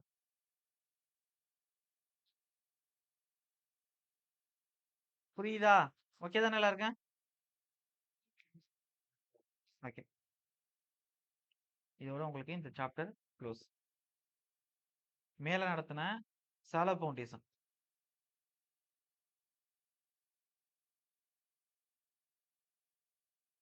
அதுல பேரிங் கெப்பாசிட்டி செட்டில்மென்ட் 2 to 3. ரெண்டாவது நடத்தின ஃபைல் ஃபவுண்டேஷன் வித் டெஸ்டையும் சேர்த்துக்கிறேன். இதுக்குள்ள தான் வரும். இதுல 2 to 3. அப்ப ரெண்டையும் சேர்த்து 5 to 6 கொஸ்டின் எப்பயும் கேட்டுக்கிட்டே இருப்பான் ஃபவுண்டேஷன்ல. ஃபவுண்டேஷன்ல கேட்கறது ஒரு டைம் 7 கேட்பான். ஒரு சில நேரம் 8 கேட்பான். என்ன சொல்ல புரியுதா உங்களுக்கு? அப்ப அவன் கேட்கறதுக்கு தகுந்த மாதிரி 5 கொஸ்டின் கேட்டுட்டு என்ன கேட்பான்? மீதி ஒரு கொஸ்டின் எடுத்து பிரஷர்ல கேட்டுட்டு சாயில் எக்ஸ்ப்ளோரேஷன், ஸ்டெபிலிட்டி ஸ்லோப். அப்ப வந்து ஸ்டெபிலிட்டி ஸ்லோப் இல்ல. அதனால நான் 7 இல்ல 8 கொஸ்டின் கேட்பான்னு நான் சொல்றேன். சார் என்ன சொல்ல புரியுதா உங்களுக்கு? இந்த ஏஐல தான் ஃபர்ஸ்ட் ஸ்டெபிலிட்டி ஸ்லோப் வந்து புதுசா அப்டேட் பண்ணல சில தான் ஆட் பண்ணியிருக்காங்க. அப்ப இதுக்கு முன்னாடி 7, 8 கொஸ்டின்னா இதுல 5 கொஸ்டின் வந்துரும். எர்த் பிரஷர்ல 1, சாயில் எக்ஸ்ப்ளோரேஷன்ல 1. 7னா. அதே 8னா எர்த் பிரஷர்ல 2, சாயில் எக்ஸ்ப்ளோரேஷன்ல 1. என்ன சொல்றேன் மீனிங் புரியுதா? ஓகே. இப்ப ஸ்டெபிலிட்டி ஸ்லோப் சேர்த்திருக்கிறதுனால எக்ஸ்ட்ரா ஒரு கொஸ்டின் 9 கொஸ்டின் வரலாம். இப்போ ஒரு டாபிக் சேர்த்திருக்கான்ல அதனால. இல்ல கேட்கலாம், இல்ல கேட்காம கூட போகலாம். இன்னும் நான் நடத்தி குடுத்துர்றேன். ஓகே. அது சாயில் எக்ஸ்ப்ளோரேஷன் ஒரு செஷன் போதும். சாயில் எக்ஸ்ப்ளோரேஷன் ஒரு கொஸ்டின். அதான் கம்மியான செஷன் எனக்கு போதும். சார் புரியுதா இதுவரை? ஓகே. அதோட ஸ்டாப் பண்றேன். இன்னும் 2 செஷன்ல உங்களுக்கு ஃபவுண்டேஷன் முடிச்சிருவேன். அதுக்கடுத்து குட் நியூஸ் என்னன்னா உங்களுக்கு ஒரே செஷன்ல ஏர்போர்ட் இன்ஜினியரிங் முடிச்சிட முடியும். அந்த அந்த ஒரு செஷன் பார்த்தாலே நீங்க ஒரு கொஸ்டின் கன்ஃபார்ம்.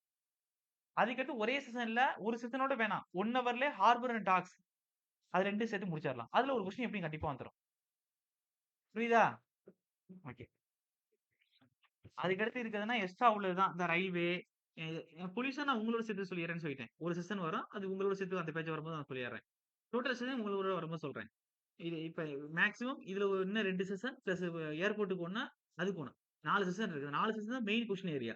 அதுக்கு அடுத்து நடத்துறதெல்லாம் போனஸ் தான் உங்களுக்கு. ரயில்வே, அப்புறம் சிஎம்சிபில ஒரு டாபிக் எக்ஸ்ட்ரா இருக்கும். எக்விப்மென்ட்ஸ் இதெல்லாம். மேட்ரிக்ஸும் இதுதான் நான் சொல்லுவேன். எக்ஸாம் டைம்ல உங்களுக்கு நான் அதுக்கு அது ஒரு ஒரு 20 நாள், 30 நாளுக்கு முன்னாடி நான் உங்களுக்கு ஒரு முக்கியமான ஒரு சாட் மாரி குடுப்பேன். அதத்தையும் பார்த்தா போதும். சார் என்ன சொல்றேன் புரியுதா உங்களுக்கு? ஐஎல்டி மேட்ரிக்ஸும். ஓகேவா? ஓகே. அது ரொம்ப கஷ்டமான விஷயம் தான். சுருக்கி சொல்றது. இருந்தாலும் நான் ஹிண்ட்ஸ் எழுதிக்கிட்டு தான் இருக்கேன். அது எந்த அளவுக்கு உங்களுக்கு எக்ஸாம் பாயிண்ட் ஆஃப் வியூல நோட்ஸ் கவரேஜ் பண்ண முடியும்னு. அத நான் முடிச்சுட்டேன் அப்டின்னா, உங்களுக்கு நோட்ஸ் நம்மட்ட ப்ராப்பரா இருக்கு. அத நான் உங்களுக்கு வந்து எக்ஸாம் பாயிண்ட் ஆஃப் வியூல கம்மி எத பத்தி கேட்பான்? இதுக்கு மேல ஜேஇல எவ்வளவு கேட்டிருக்கான்? எல்லா கொஸ்டின் அனாலிசிஸ் பண்ணி சொல்லணும்ல. அதத்தான் பார்த்துட்டு இருக்கேன். மேட்ரிக்ஸ பொறுத்தவரை மேக்ஸிமம் ஒரு கொஸ்டின் ரிப்பீட்டடா வந்துட்டே இருக்கு. அந்த ஃபார்முலா வச்சு. நான் இதுவரையும் பார்த்ததில்ல. இன்னும் கொஞ்சம் கொஸ்டின்ஸ் அனலைஸ் பண்ணணும். ஓகே. நான் பார்த்துட்டு சொல்றேன். கண்டிப்பா இதுல கொஸ்டின் எடுக்க மாட்டேன். அதெல்லாம் போனஸ் மாரி உங்களுக்கு. ஒரு 4 கொஸ்டின். புரியுதா நான் சொல்றேன்னு? ஓகே.